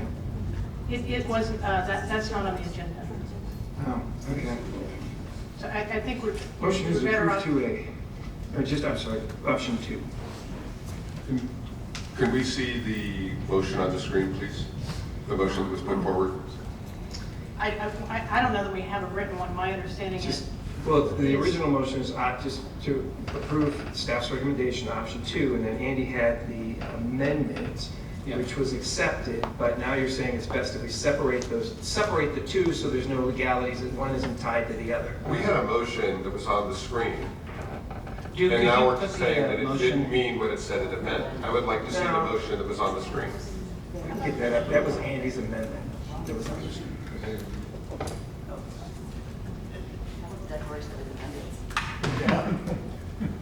So again, Commission, the friendly amendment to the motion made by Chair Desmond and Commissioner Willis is up on the screen to option 2. And just to read it into the record, to begin the MSR process for the Water Authority as soon as possible, to identify the completion date of the MSR and the date as soon as possible, and provide quarterly reports, staff to provide quarterly reports on the progress of the MSR, and then LAFCO Commission to take an action appropriate and necessary to expedite the completion of the MSR. So I believe Commission Council is suggesting, in the spirit of the friendly amendment, to go with option 2 in the resolution that's before you, and then to provide direction for staff to come back for you to implement the friendly amendment at your next meeting in terms of moving your work plan, which I think is in the spirit of what was asked. You okay with that, Andy? Yes, I would agree with that. Okay. Okay, so we have a motion on the floor that is a staff's approval, or to approve option 2, staff's approval recommendation. You're okay with it as a seconder? Yes. So yeah, shorten to that. Okay, we have a motion and a second for the discussion. Roll call, please. Oh. Mr. Chair, you need approval for your amendment? No. It is okay. Yeah, there was already a second. So yes, to be Because clear. I was a maker and there was a second. That was looking at. got something to make on the second, or, okay, Wait, we're good. Just hold on, I want the record to be clear that the amendment is not part of The motion. Okay. It is not. The amendment is not the part of today's motion. It's just option 2. We've withdrawn the amendment from the motion and removed. Yes, I have. Ready, set, roll call.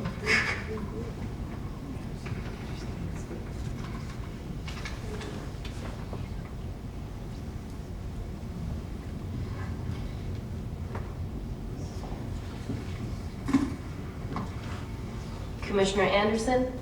No. Commissioner Becker? No. Commissioner Desmond? Yes. Commissioner Drake? Yes. Commissioner Vanderlyn? Yes. Commissioner Willis? Yes. Commissioner Whitburn? No. Commissioner White? Yes. There are 5 in favor, 3 opposed. The motion passes.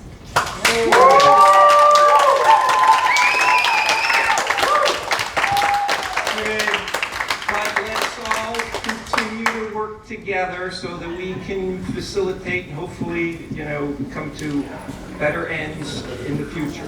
So thank you very much. So we have no business items today. Executive Chair Keen, anything to report? No, thank you. If there's any announcements from any of the commissioners or requests? Nothing else, this meeting is adjourned.